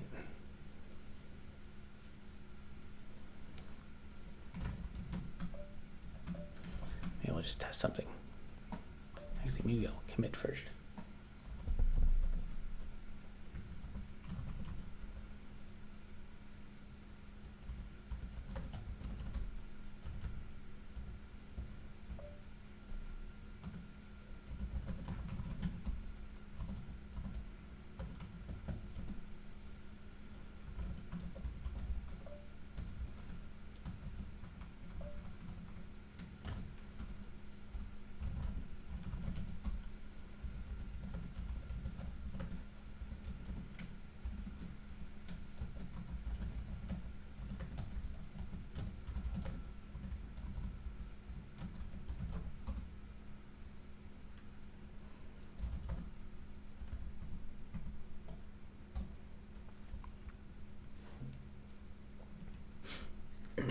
Yeah, other than history, I guess you could like just do something totally, you can like, kick yourself in the butt and just get a construction job or something.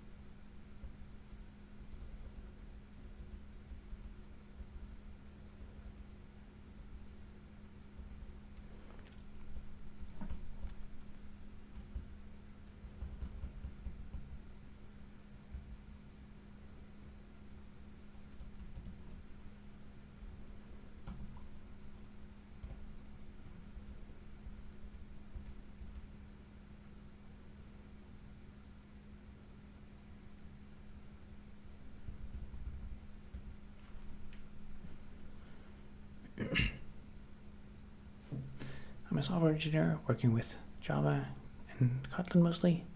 Back in mobile, I think you're awesome. Big tech missed out on you. Thank you for the kind words.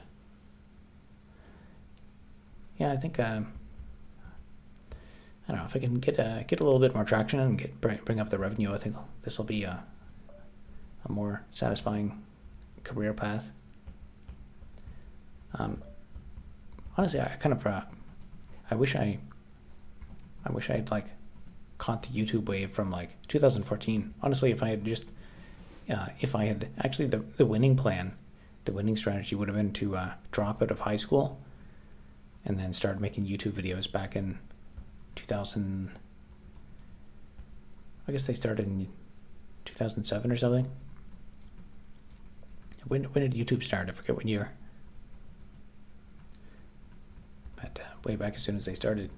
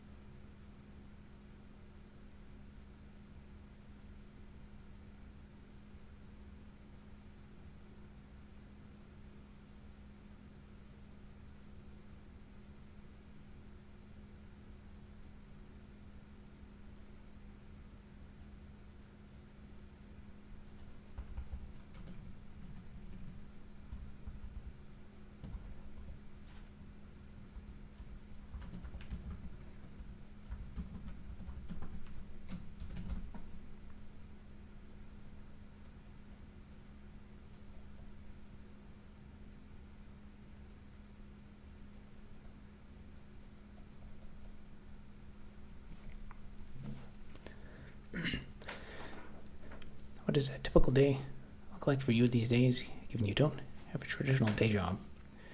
I guess the biggest difference is I don't have any typical day. So I have my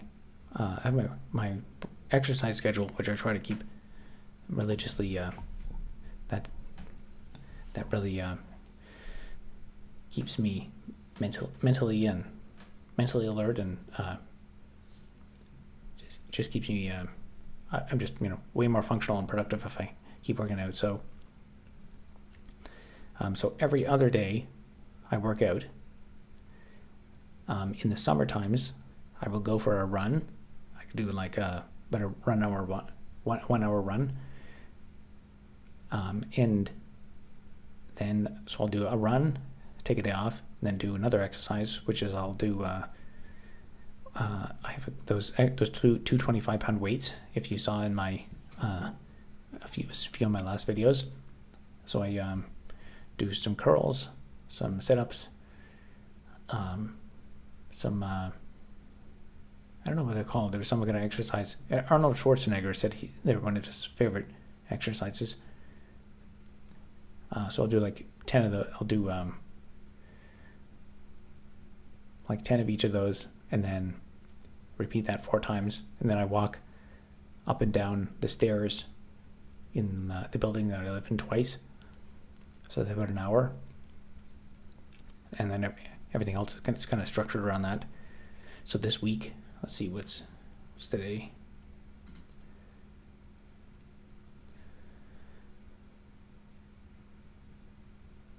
I think that video. I filmed the last video I published. I filmed that on Sunday. I think it was filmed Sunday. I filmed it. So I got up. I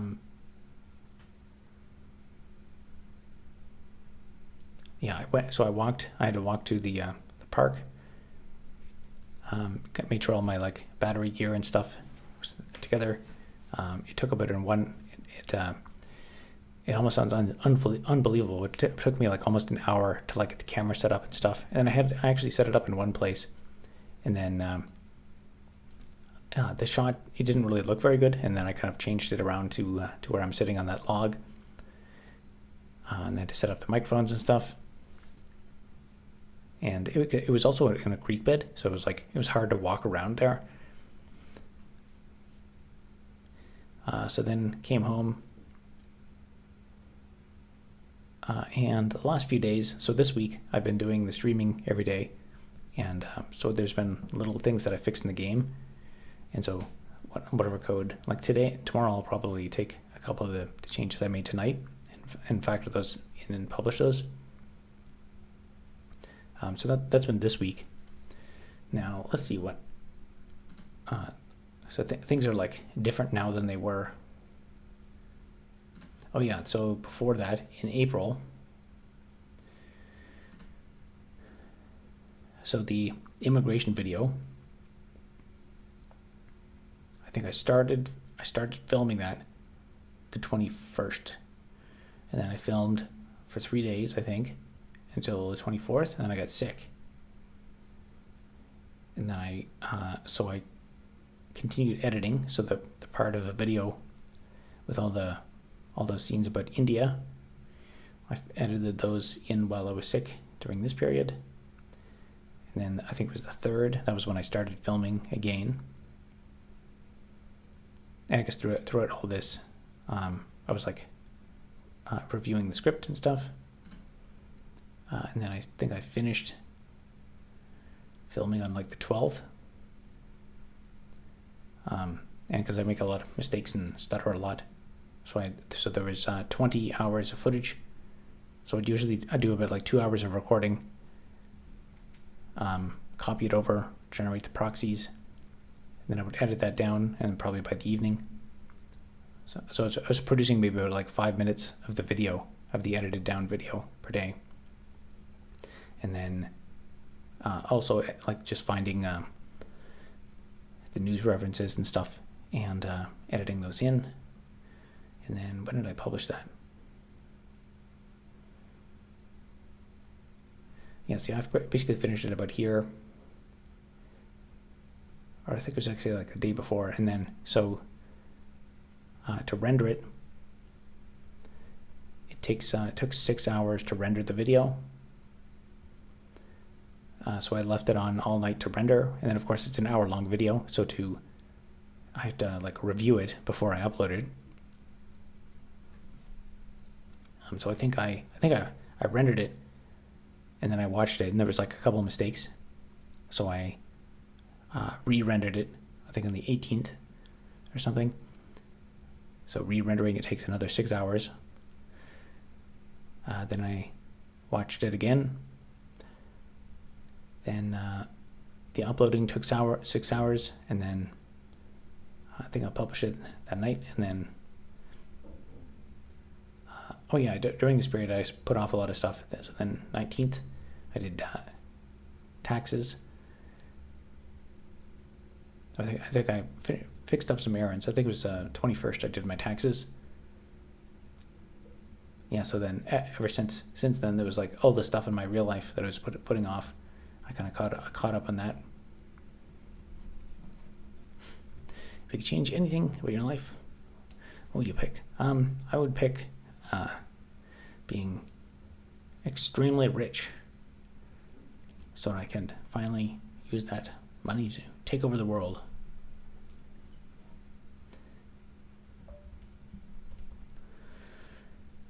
Let's see.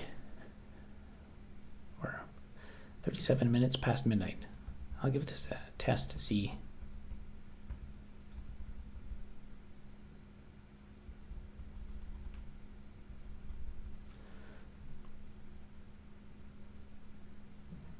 Yeah, let's see if what does that do?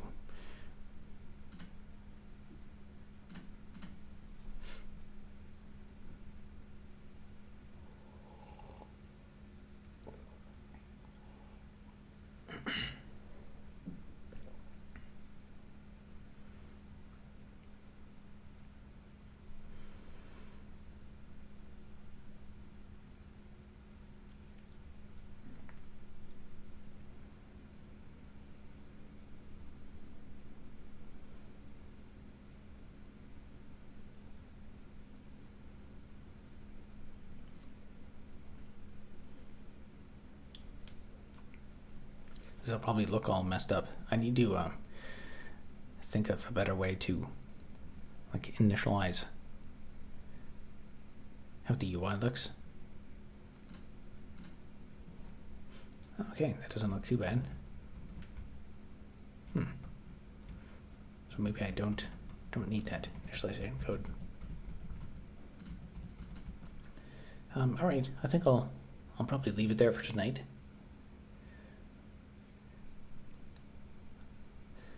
Yeah, I have my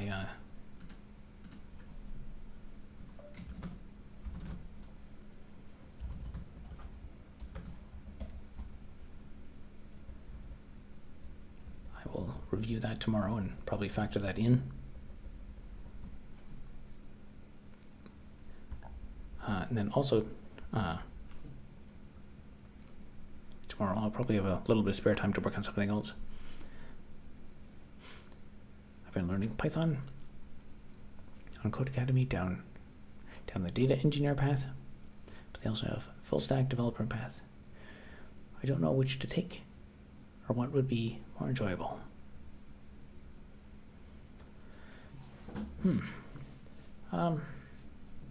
I don't know. It's a good question, I guess. I think that they're both pretty in demand. Probably like I think a data engineer is probably more of like data engineer. I think is more of like one specific thing. Like it's I think there's probably not many like types or the specialization. Like if you're a data engineer, Python's probably a big one for you. And like maybe like R, the statistics language. But if you're a full stack developer, that is, I think, a much broader category of thing than a data engineer. Like the set of technologies that a full stack developer could learn is much wider. So I think with a full stack developer, depending on what things you learn, like if you learn like some ancient frameworks, like Drupal or something, or like, I don't know, I guess a lot of stuff, some stuff's still written in PHP, but like if you learn like some really old PHP framework, and you could say like, oh, I learned all the stack. Now I know how to use this super old PHP framework that nobody uses. You have much more possibility to learn things that are extremely useful or extremely useless, I think, in full stack, depending on, so you have to make sure you learn the right frameworks and stuff that are actually in demand. But with that, I think I'll call it a night. So yeah, I'll probably keep up the pattern. I'll probably be back tomorrow. Have a good night, guys.